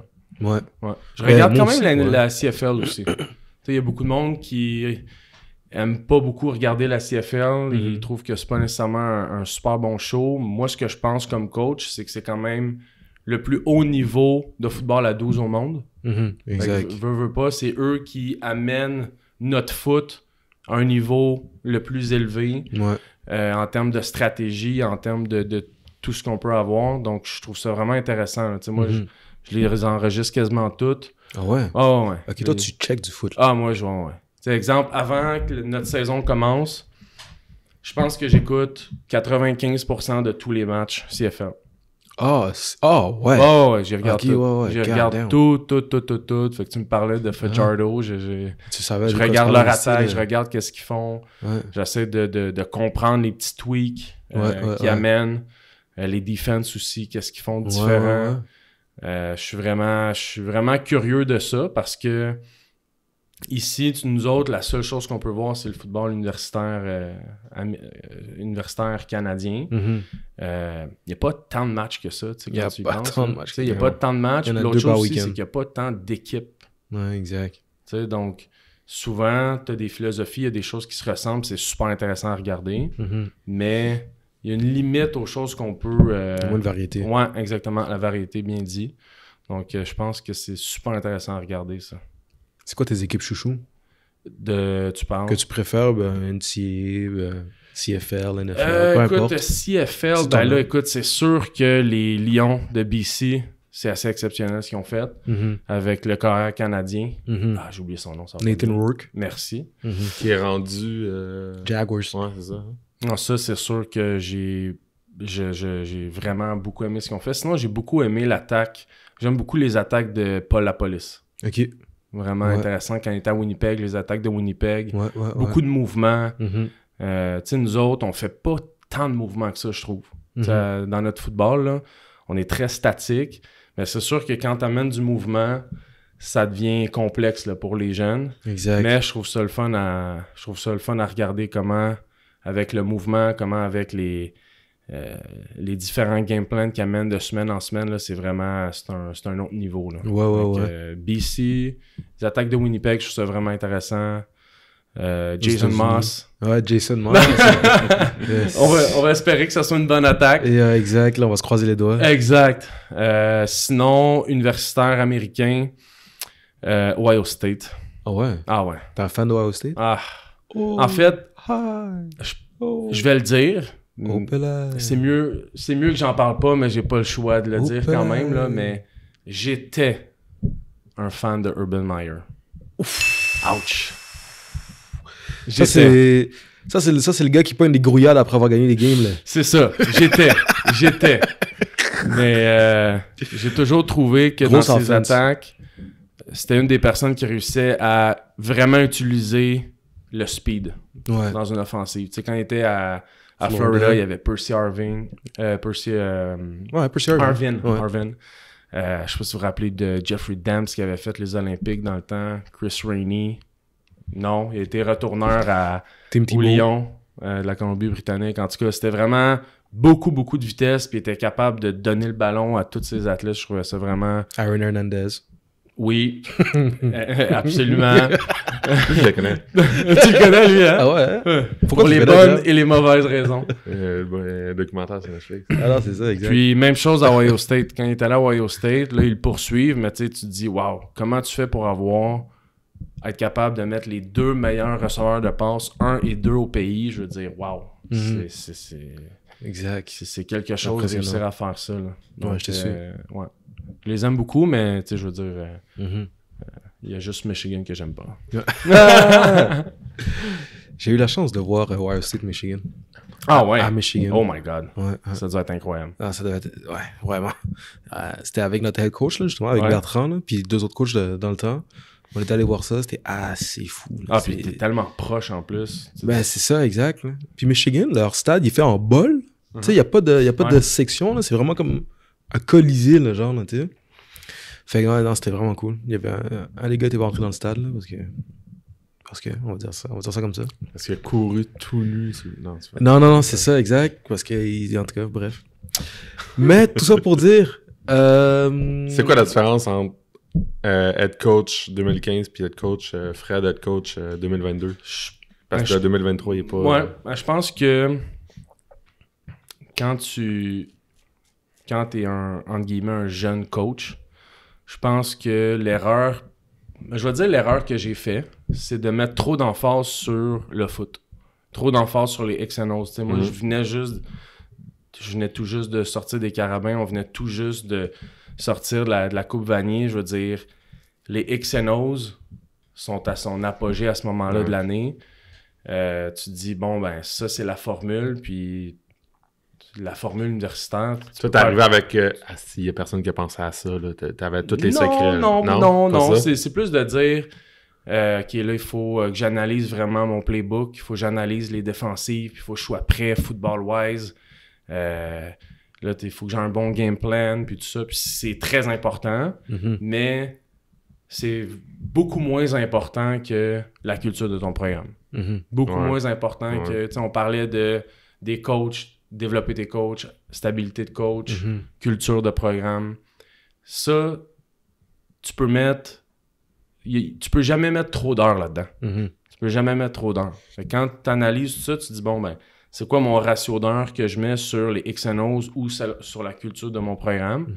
Puis je pense qu'au début, mon ratio n'était pas bien gradé, si on veut. Là. Je pense que je mettais un petit peu trop de temps là-dessus.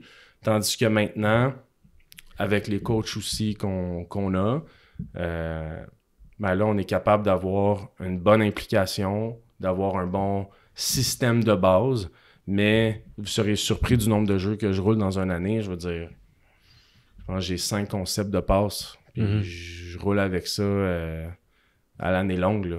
Tu sais, j'ai pas 50 000 concepts. Puis je me dis, ben l'important, c'est que les gars comprennent où qu'on veut aller. T'sais. C'est quoi l'objectif, c'est quoi la vision d'équipe. Puis ça fait en sorte que Game Day, t'es beaucoup plus prêt. T'es vraiment une meilleure équipe si tu mets l'emphase là-dessus que de dire « Hey, j'ai besoin de tel jeu de plus. » Ouais, non. C'est pas ces 2-3 jeux de plus-là qui vont te faire gagner. C'est ta préparation mentale, ta préparation vis-à-vis ça. Puis, tu sais, on le sait que les matchs de fin d'année se gagnent à partir de janvier. Donc, tout ça découle de ça. Je pense que c'est ça la plus grosse différence, c'est le ratio au niveau de XNOs et culture de programme. Mais ouais. La XNO, ça vaut vraiment rien. Hein, tant que si les joueurs ils sont pas capables d'exécuter la manière dont tu veux qu'ils exécutent, là. Exact. Je veux dire, si je prends par exemple le juvénile Division 1, je pense que 80% des équipes courent du inside zone. Mais je te promets qu'ils ne courent pas toutes le inside zone de la même manière. Là, tu comprends ce que je veux dire? Exact. Il y a une raison à ça. Ah ouais, exactement. Pierre? Non, parce que la culture, tu sais, on en parle, mais là, t'arrives comme être coach. Puis le but, c'est pas, là, on s'entend, là, le but n'est pas de dire ceci était mal fait et moi, j'ai amené ceci. Mais tu sais, c'est sûr qu'il y a un changement de culture ou tout le moins, il y a des peut-être, c'est pas perceptible, mais tu sais, le head coach amène aussi sa vision. Puis, qu'est-ce que tu as trouvé important de instaurer, changer, améliorer dans la culture de cette équipe-là pour qu'elle connaisse les succès qu'elle connaît aujourd'hui? Ben, c'est sûr que c'est pas... Le foot, je pense que c'est pas une question d'un one-man show, là. Tu sais, c'est pas le head coach qui run la patente, puis tu gagnes, c'est toi, tu perds, c'est toi, mais c'est pas une question du head coach qui fait en sorte que ça fonctionne. C'est un tout. Tu sais, je pense que ça part du staff au complet. Je pense que ça part de l'implication du staff au complet. Tu sais, quand t'es 80, 70, là, on va se dire 70 dans une équipe, 65, c'est tes 12 personnes dans le staff. Ben, tu as besoin de ces 12 personnes-là pour faire en sorte que tu tiens solides. Donc, les tenir solides, ça veut dire quoi? Ça veut dire, dès qu'il y a un écart de comportement, exemple, je sais pas moi, manquer un entraînement ou arriver en retard ou quelque chose comme ça, ben, du moment que tu arrives en retard puis il n'y a pas aucune intervention, ça arrive une fois, ben après ça, c'est accepté. Exactement, c'est accepté. C'est accepté. Puis du moment que c'est accepté, ben après ça, tu n'as plus le pouvoir que tu veux ou ça devient dur justement d'implanter la notion de travail ou la notion de ponctualité ou de préparation, de compétition si tous ces petits détails-là sont pas taking care, comme on dit, là, mais sur 12 mois par année. Tu sais, c'est ça aussi, c'est la constance derrière tout ça. Puis tu sais, au cégep, tu vis tellement de changements, c'est une liberté incroyable. Que tu viennes... J'ai le droit de pas aller à mes cours! Ben, c'est ça, que tu viennes du privé ou du public, c'est pas tout le monde qui réagit de la même façon. Non. Tu sais, donc, juste avant moi, dans le fond, le head coach n'était pas temps plein, il pouvait pas l'être non plus. Donc, à ce moment-là, c'est difficile si t'es pas dans le building de t'assurer que tout le monde fait ses affaires. Fait que, tu sais, le but, c'était de dire, bon, ben là, regarde, on ramène quelqu'un à temps plein, on va dans cette vision-là. Le but, c'est d'implanter cette vision-là, de dire, OK, on va à nos cours, on écoute dans nos cours, c'est deux choses quand même différentes. Okay? Ça va pas, un va pas avec l'autre. Donc, t'écoutes, tu prends tes notes, tu vas aux entraînements. Il y a une différence aussi entre aller à l'entraînement puis travailler à l'entraînement. Tu sais, c'est plein de petites choses comme ça que ça prend un processus. Tu sais, si, exemple, je sais pas moi, sur 60, il y en a, je sais pas moi, 30% qui sont habitués de travailler très, très fort. Ben, ça prend un certain temps pour dire, non, on est 99% des joueurs qui travaillent très fort puis que tu n'as plus besoin de t'en occuper. Tu n'as plus besoin de faire d'intervention sur dire « Hey, les gars, à soir, on n'a pas travaillé fort. » là. Le but, c'est d'arriver à un point, tu te dis « Bon, ben, c'est sûr qu'on travaille fort. C'est ça la culture de notre programme. C'est sûr que tu fais ton vidéo. C'est même pas une question. En fait, c'est tu viens me voir pour savoir exactement qu'est-ce que tu dois regarder. » Ouais, donc, absolument. Donc, je pense que c'est ça, mais ça se fait pas tout seul. C'est impossible parce que sinon, c'est sûr qu'éventuellement, il y en a qui vont essayer de couper les coins ronds. Puis, on est au cégep, on est jeune, je veux dire. Il y a plein de distractions possibles. Là. Il y a des trous dans les horaires. Il y a, oui, on peut revoir si t'es dans ton cours, mais on peut pas voir si les 80 à toutes les semaines sont dans leur cours. Ouais, c'est ça. Donc, c'est un peu ça. Donc, c'est... Ouais. OK. Puis là, on va dire la question. Là. Ouais, je l'attends. Là. Qu'est-ce qui manque pour que Momo gagne un bol d'or bientôt? Ben, je pense qu'on... Quand je dis ça, on s'entend. Là ça a l'air... On a l'air de taquiner. Mais parce que... On est proche. Là, j'ai l'air de tourner le couteau dans le plaid, mais je peux pas être plus proche, là. Je peux pas être plus proche, là. Si tu m'avais dit ça le lendemain, j'aurais peut-être pas été prêt. C'est ça. Moi, by the way, j'ai demandé à Bac 2 jours après, en 2021, qu'est-ce qui s'est passé. Puis il m'a vraiment dit, tu me demandes ça là. Ah ouais, exact. Exactement. J'ai fait comme... T'as du culot. Ouais. C'était peut-être pas le bon. Juste après que vous ayez gagné le bol d'or. Non, c'est ça, là, exact. Là. Mais bref. Ouais, c'est ça. Si je te l'avais demandé, mettons, 2 jours après, je comprends, mais mettons, là qu'est-ce qui est... Ben, je te dirais, tu sais, quand tu refais l'analyse de tout ça, faut que tu regardes aussi le big picture, tu sais. Parce que je pense pas qu'une game... définit ton programme. On se comprend. Nous, l'objectif, c'est de dire on veut avoir une shot de le gagner. On veut être en position de pouvoir le gagner. Du moment que tu te rends, tu as une shot de le gagner. Assurément. Après ça, c'est de dire bon, ben, est-ce que tu as contrôlé tout ce que tu pouvais contrôler? Puis cette semaine-là, ben, nos gars n'ont pas été dans la meilleure situation possible. Aussi simple que ça. Je t'avouerais que on a appris beaucoup. L'année d'avant, on a appris avec le fameux kickback, on s'entend. Le ou les fameux kickbacks. Les kickbacks. Quelque chose qui est vraiment difficile à gérer à ce moment-là, sur le moment. Mais là, OK, il neige. On fait quoi? T'as 2 pieds de neige sur le terrain. On n'a pas ce qu'il faut pour déneiger le terrain. On n'est pas prêt à ça. Donc, qu'est-ce qu'on fait? On se retourne. On a été chanceux.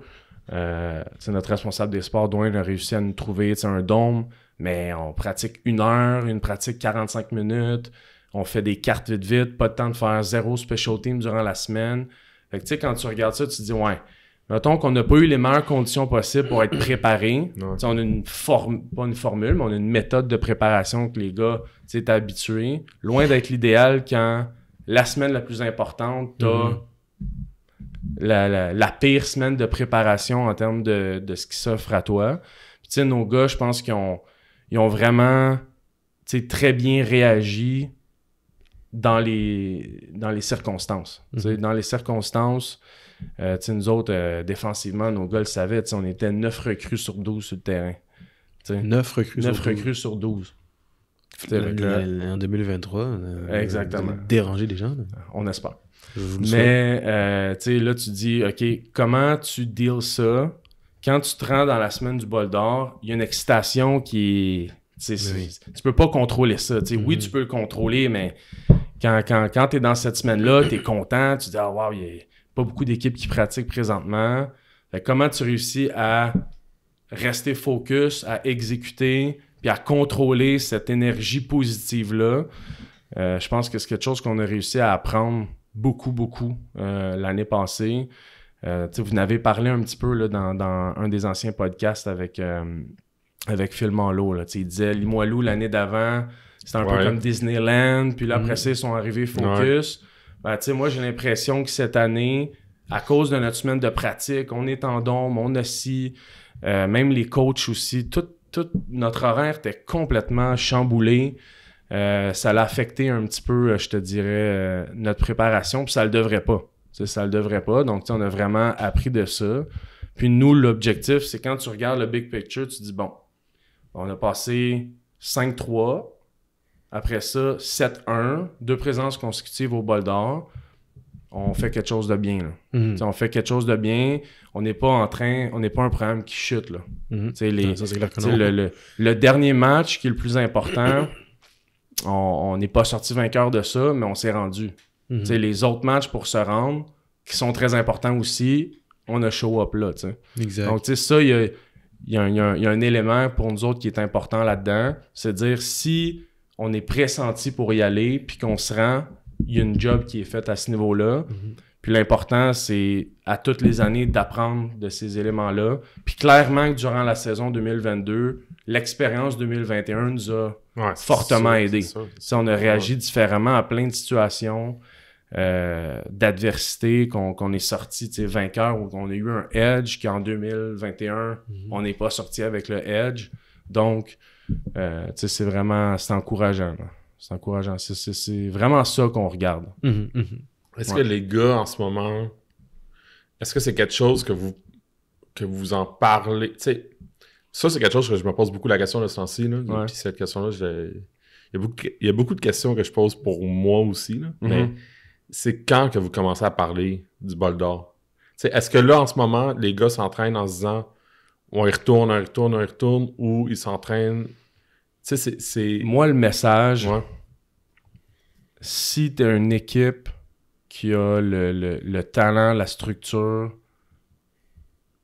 on le sait si on devrait être contender ou pas. On sait si on aurait notre place ou pas au dernier match. Fait est-ce que c'est utile d'en parler? Je pense pas. Je pense pas. Je pense que c'est obvious. C'est obvious qu'on veut y aller, qu'on veut le gagner. Mais l'objectif final, c'est pas juste ça, parce que si tu fais juste parler du bol d'or, ça veut dire quoi? C'est automatiquement un échec. C'est pas vrai qu'une saison sans championnat, c'est un échec.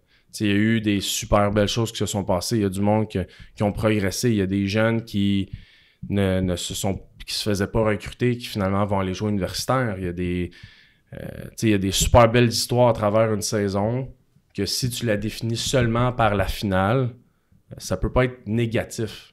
Selon moi, le foot, c'est tellement le fun, c'est tellement une belle expérience que si finalement c'est négatif dès que tu gagnes pas, ben regarde la liste des dernières années, puis ça veut dire que tout le monde est malheureux au Québec. T'es heureux une année sur 10. Exact. Selon moi, ça marche pas. Mais c'est sûr qu'en bout de ligne... Faut que je me souvienne de ça quand j'ai ma petite déprime de 2 semaines après la fin de la saison. Mais c'est sûr, je veux dire, c'est sûr qu'il y a toujours une déception. Quand tu vises l'excellence, puis tu n'atteins pas cette excellence-là, ben c'est juste de dire, bon, OK, on s'assure de tout le monde, là, on retourne chez nous, là, on laisse la poussière descendre, on passe du temps avec nos familles, joueurs, coachs et compagnie, mais après ça, on est en mode, on évalue, puis on passe à la prochaine étape. Ouais. C'est juste de s'assurer que on n'est pas en train de régresser, on n'est pas en train d'échapper quelque chose, puis on perd le contrôle. C'est juste ça. Ouais, je comprends. Bien expliqué. T'es essoufflé? Je pense à plein d'affaires. Ah ouais, hein? Ben, c'est quelque chose qui... Je me pose beaucoup la question, tu sais, je veux dire, nous autres, quand je reviens à ça, là, mais... Moi, j'ai tout vécu, mais... Tu sais, quand on s'est fait battre, moi, je reviens à ça, là, quand on s'est fait battre 56-0, cette finale-là, on s'est entraîné tout l'hiver en se répétant le score, là, tu te souviens, là? Quand tu te rends pas au bol d'or, puis tu perds en finale, ben, t'as tendance à te dire, ben, je m'entraîne pour pas revivre ça. Ouais. Ou à l'inverse, je m'entraîne pour faire un repeat. Mais c'est ça. Mais c'est vrai, là, c'est bien dit, puis ça a l'air simple, mais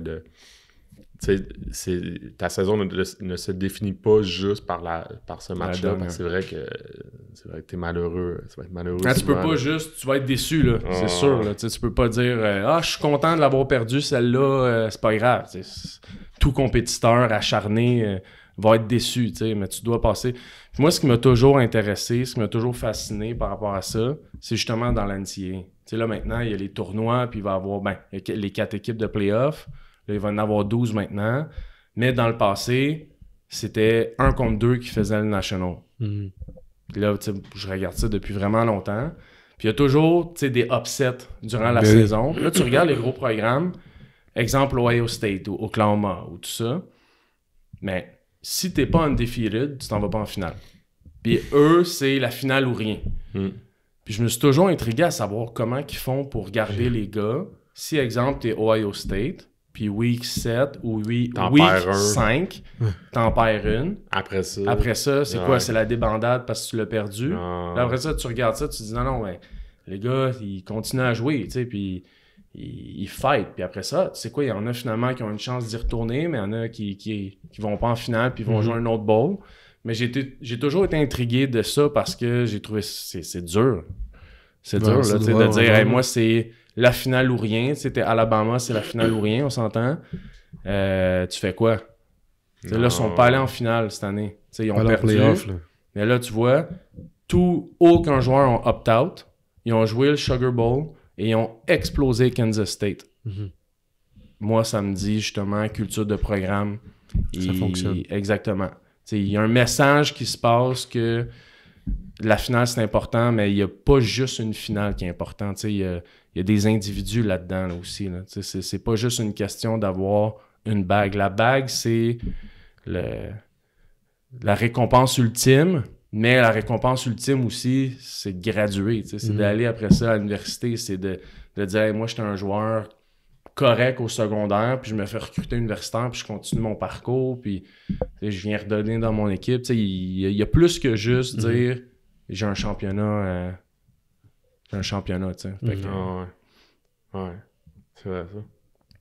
Je retire tout ce que j'ai dit sur un programme de la Rive-Sud qui a perdu en... Non, c'est pas vrai. Je l'ai entendu, ça. Je t'ai trouvé rough. Wow. Tu parles de qui, là, Pierre? C'est sûr, bref. Hey, normalement, c'est pas toi qui fais les shots fire. Ben, c'est ça, là, exact. C'est rôle inversé, là. Là, Pierre, il s'excite ce soir. Mais de ce temps-ci, Ben, dernièrement, j'étais plus tranquille. Ouais, exact. Plus tranquille. Et là, t'es revenu, là. Avec Victor, c'était Olivier qui l'a... Puis moi, j'étais... OK. C'est ça, exact. Là, je ramenais ça un petit peu. Il est capable d'en prendre, par exemple. On a bien vu ça. Ouais. Pierre? On va passer à la dernière portion de notre discussion. Le dernier quart, on a des questions qui n'ont pas nécessairement un lien avec le football. Dans ce bocal, on va simplement te demander de les piger une à une et de les lire. C'est là qu'on dit, là, mais qu'est-ce que tu bois, Olivier? Je bois une limonade à l'amaretto et ananas des spiritueux Iberville qu'on salue. Un miel sour qui est disponible dans toutes les SAQ du Québec. Merci de me le rappeler, Pierre. Ouais, vraiment, ça a l'air excellent. Je peux-tu repartir avec ma canette après? Absolument. Ouais. On a plein de... On a des cadeaux pour on va s'en parler après. D'autres plugs? On aimerait ça. On aimerait ça d'avoir d'autres plugs. Là, je pige, là. C'est parti. On est avec Fred Morissette, entraîneur-chef des Nomades du Collège Montmorency. À quand remonte la dernière fois que vous avez fait quelque chose pour la première fois? Et tabarouette, hey. Ça part raide, vous voulez chercher vos questions. Est-ce que vous êtes allé Google Non. On a des PEDs. Quelque chose pour la première fois. Tabarouette, écoute... Je les aime ces moments-là. Ah ouais, je les aime ces moments-là. Blanc total. Parce que là, on est tellement dans le foot, j'essaie juste de trouver peut-être quelque chose en lien avec le foot. Toi, Pierre, t'as-tu récemment fait quelque chose pour la première fois? Ben attends, j'en ai une pas pire. Par exemple, juste avec le foot. C'est niaiseux, mais écoute, en 2021, c'était la première fois depuis 2005 que les Nomades allaient en play-off. Mais c'était aussi la première fois, je crois, qu'on hostait un match de play-off. Nice! Avec 2 matchs consécutifs. Donc, depuis 2021, on n'a fait que host. Fait qu'on va essayer de rester dans la même lignée. J'écoute vos podcasts, puis des fois, des choses qui changent après. On va se croiser les bras pour faire partie des gars que ça continue dans le bon sens. Là. Absolument. Mais ça a été quand même... ça a été vraiment le fun là, de le vivre pour la première fois. Puis une chance que c'était pas la dernière non plus. Là. Exact. C'est une bonne première fois, tu vois. Ça a évité le miroir qui répond. Tu m'as fait. Ouais. Pierre, toi, t'as-tu fait? La première fois. OK. Ça veut dire quoi, commit? Ouais. Oh, intéressant. Engagement. Ouais. OK. Donc là, je vous pose la question un peu en même temps. Là. Cool. Vous parlez, exemple, un commit collégial. Tu dis tu t'engages. Ça veut dire quoi? Ouais. Tu me poses la question? Ben, en fait, vous dites, exemple, il y a une recrue qui est soit collégiale ou universitaire qui dit « Je commit à Montmorency », ça veut dire quoi? Ben, ça peut être ça, mais tu sais, pour moi, quand j'entends cette question-là, ça veut dire plein d'affaires, tu sais. Il y a le commit, je viens chez vous, après ça, OK, mais qu'est-ce que tu fais réellement, tu sais, ou il y en a qui sont... Tu parles de la prochaine étape, tu parles de... Mais tu sais, regarde, mettons là, en ce moment, on est en période où on approche de la fin de la période du recrutement parce que on est à la mi-février, puis les gars vont appliquer au cégep. Il y a des gars qui se sont commit verbalement un peu partout. Il y en a qui ont changé d'idée. Il y en a qui n'ont pas encore commit. Il y en a qui attendent. Puis après ça, ces gars-là, qu'est-ce qu'ils vont faire? Tu sais, en quoi, un coup que tu as choisi ton programme, tu t'engages concrètement? Puis là, peut-être je la pose différemment, mais vous autres, qu'est-ce que vous demandez à vos gars qui commettent? T'sais? Qu'est-ce que vous demandez à vos gars qui commettent? Ben écoute, moi je pense que du moment que tu t'arrives, tu changes de niveau, là, que ça soit vers le cégep, vers l'université, c'est tellement une étape, un changement majeur. Mm-hmm. Puis la plupart des joueurs qui arrivent au niveau collégial, on va dire, là, c'était les meilleurs joueurs de leur équipe. Mm-hmm. Donc, veux pas, tu arrives collégial, tu penses que t'es bon, tu penses que t'es prêt. Il y en a qui sont prêts, mais la majeure partie vivent une transition quand même assez importante, là. Peu importe dans quelle équipe qui vont aller jouer, c'est une transition qui est majeure. Mm-hmm. Donc, pour moi, commit, ça veut dire que tu t'engages à le plus rapidement possible venir faire partie de l'équipe, des activités d'équipe pour intégrer l'équipe. Mm-hmm. Okay, parce que sinon, après ça, qu'est-ce qui se passe? Bon, tu as des pratiques, il y a du monde qui font des pratiques ouvertes. OK, c'est bon. Tu vas faire quelques drills. C'est pas ces drills-là ou ces pratiques-là, une fois semaine, qui va te préparer à jouer une saison, là. Mm-hmm. Je veux dire, qu'est-ce qui va te préparer? C'est t'entraîner, là. C'est de courir, c'est de faire de la musculation, c'est une préparation physique, c'est de créer des liens avec tes teammates, de créer des liens avec tes coachs, comprendre tranquillement le playbook. Là, ça, dépendamment de chaque équipe, comment ils gèrent leur off-season. Mais souvent, qu'est-ce qu'on voit, c'est bon, ben, je commit, puis la prochaine fois que je suis avec l'équipe, c'est au camp d'entraînement. Fait que là, au camp de mai ou en avril, là, dépendamment quand tu fais des pratiques, ben, est-ce que à ce moment-là, tu peux dire que tu es dans l'équipe? Mm-hmm. Est-ce que tu es un... Peu importe, là, il n'y a pas de lion, là, on va dire les lions. Est-ce que tu peux dire en mai là, qu'il était un lion? Je sais pas, hein? Ouais. Si tu n'as rien fait, pas tant, selon moi, pas vraiment. Tu vas porter les couleurs de ton ancienne école. Fait que, tu sais, pour nous, un gars qui commit, c'est un gars qui devient un nomade. Tu sais, fait que tu viens t'entraîner avec nous autres dès le début. Tu viens faire partie, si tu veux jouer en saison, mais il faut que tu t'engages à venir faire le plus possible de ta préparation. Parce qu'on a besoin de toi. Si tu es une recrue, on te recrute, on pense qu'on va avoir besoin de toi pour avancer dans la saison. Pour moi, commit, c'est ça. C'est un engagement à intégrer l'équipe. Mm-hmm. Excellent. C'est bon. Tu vois, bien expliqué. Oui, absolument. Ah ouais. On essaie. On va être articulé un peu. C'est pas juste un post. C'est pas juste... C'est pas juste quoi? C'est pas juste un post sur Instagram. C'est pas juste... Non, c'est ça. C'est pas juste une photo, là. OK. Éphémère. C'est bon. C'est correct. Ben, ça... C'est la première étape. C'est la première étape. Ça se finit pas là. Non. Ouais, ça se finit ça ne fait que commencer. Moi, je vous parle Montmorency, là. J'ai aucune idée de ce qui se fait ailleurs. Ah oui, non. Nous, on ne shot jamais de shot. Jamais? Jamais. Bon, prochaine question. Quel est tes péchés mignons? Ouais. Mais là, il a dit qu'il faisait juste du foot. Ouais, ben écoute, je pense que je suis quand même pas exagéré, parce que financièrement, je peux pas. Mais là, il me regarde avec des gros yeux, c'est quoi? Je pense que j'aime quand même beaucoup le scotch. Ah ouais? Ouais. Préféré? Préféré, ben là, j'en ai plusieurs, mais je te dirais Eberlor 16, c'est bon. Lagavulin 16, c'est très bon. Heartbag, c'est quelque chose que j'adore. J'en ai plusieurs, puis j'en ai pour des occasions aussi. Je vois ce que tu veux dire. Ouais, exactement. Exact. Match important. Mais, bon, essayons de pas trop créer d'occasions, parce que sinon, mon compte de banque va en souffrir. Ben, je te dirais que c'est quand même agréable. Là, on commence à se connaître, là. Je vais juste le dire parce que... Vas-y, Pierre. Là, ça a l'air super chien, mais en même temps, j'allais dire. Fait que celui pour le bol d'os, il l'a pas encore ouvert. Absolument pas. Puis, c'est quoi? Il y a du monde qui m'ont acheté. Regarde, j'ai de l'autodérision assez développée, là. J'ai 2 bouteilles de champagne qui sont pas touchées encore dans mon... Bon, tu comprends? Ils sont là, je les vois, là. Ils sont en haut à gauche. C'est ça, exact. Je les vois. Non. Elle voit le meilleur. J'y touche pas. Exact. Ça, je te suis. Ok, c'est bon. Tu vas pas me hit. Non, mais je suis gentil, pareil. Ouais, t'es fort. Moi, je l'aurais pas dit comme ça. J'y ai pensé aussi. Je sais. Je l'ai vu tenter dessus. Exact.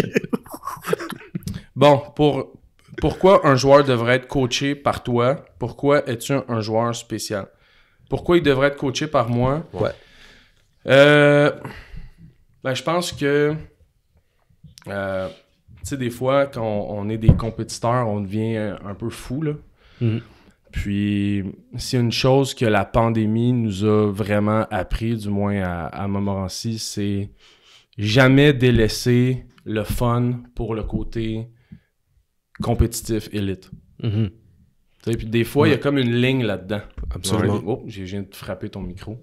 Des fois, il y a une ligne là-dedans, puis tu sais, je pense que ça dépend de la personnalité du joueur, mais il y a différentes philosophies de coaching. Mm-hmm. Puis je pense qu'avec les gars qu'on a maintenant, pour moi, c'est pas des jeunes. J'ai dit des jeunes tantôt, mais c'est des adultes. Mm-hmm. Je pense que la mentalité, régiment, soldat, des choses comme ça, pour moi, en tout cas, c'est pas quelque chose qui adhère nécessairement. C'est des gars qui ont envie d'avoir du fun, puis avec tout ce qu'ils ont vécu en pandémie, qui ont trouvé ça difficile, on met vraiment l'accent sur avoir du fun. Puis c'est pas vrai que travailler à 100%, c'est plate. Mm-hmm. Ou travailler à 100%, il faut avoir un game face en tout temps. Exact. Je pense que c'est faisable de faire les deux, d'amener ça dans un climat de fun, de dépassement de soi. Ça, moi, c'est comme ça qu'on coach, c'est comme ça que moi je coach. Mm-hmm. Tant, exemple, un individuel, un receveur ou l'offensive, c'est de réussir à avoir une fameuse switch, de dire, OK, là, c'est on travaille, on est productif, puis là, whoop, off, hey, il y a une petite blague qui se crée, puis hey, c'est comique, c'est drôle, whoop, on, off. D'être capable de faire ça, je pense que c'est ce qui fait en sorte que tu vas jamais percevoir ta préparation de foot comme étant un sacrifice. Mm-hmm. Selon moi, c'est... Tu vas jamais subir. Exactement. Ouais. Tu quelqu'un qui est coaché par moi, je pense que c'est quelqu'un qui a du fun, quelqu'un qui veut avoir du fun, mais sans négliger la préparation. C'est pas... Il y a une ligne entre les deux. Ouais, je comprends. Absolument. Il y a une ligne entre les deux. Ouais. Dernière question. Oh, dans le bocal. Oui. Je pensais que t'en avais une. Juste après. Ça serait quoi le titre de ton autobiographie? Je pense que ça serait l'équilibre de vie avec le football. Est-ce que ce serait un film ou un livre? Oh my God. Aucune idée, là. Je te dirais... je vais y aller avec un livre. Un livre? Comment l'équilibre, là? Depuis tantôt, on a l'impression que tu fais juste ça, là. Ouais, je fais juste ça parce qu'on est dans un podcast de foot. Mais, tu sais, souvent, quand tu es un passionné puis tu capotes sur le football, tu deviens extrémiste. Puis, en regardant tout ça, moi, jamais je veux que ce côté-là affecte ma famille. Ouais. Pour moi, c'est important de dire, tu peux faire ta passion, tu veux vivre de ta passion, mais tu vas pas faire subir les gens que tu aimes alentour de toi. Mm-hmm. Fait que c'est de réussir à manager tout ça. Puis je pense que c'est la même chose aussi pour les athlètes. Je pense qu'il y a un équilibre à avoir là-dedans. Si tu as un équilibre dans ton travail, dans ta façon d'étudier, puis ça te permet d'avoir du temps à l'extérieur un peu du football, mais ça fait en sorte que quand tu es plongé dedans, tu l'as à 100%. Donc, tu l'apprécies plus. Ouais. Peut-être que je sais pas si ce serait ça la formulation de mon livre, là, mais j'irais peut-être avec quelque chose dans ces eaux-là. Exactement. Pour conclure notre conversation, je vais te demander de compléter ma phrase suivante. C'est là qu'il fallait que je dise ce mot-là. Je m'appelle Fred Morissette et je suis... Je suis un entraîneur de foot passionné qui veut bâtir des relations avec des jeunes étudiants athlètes, puis avoir du fun.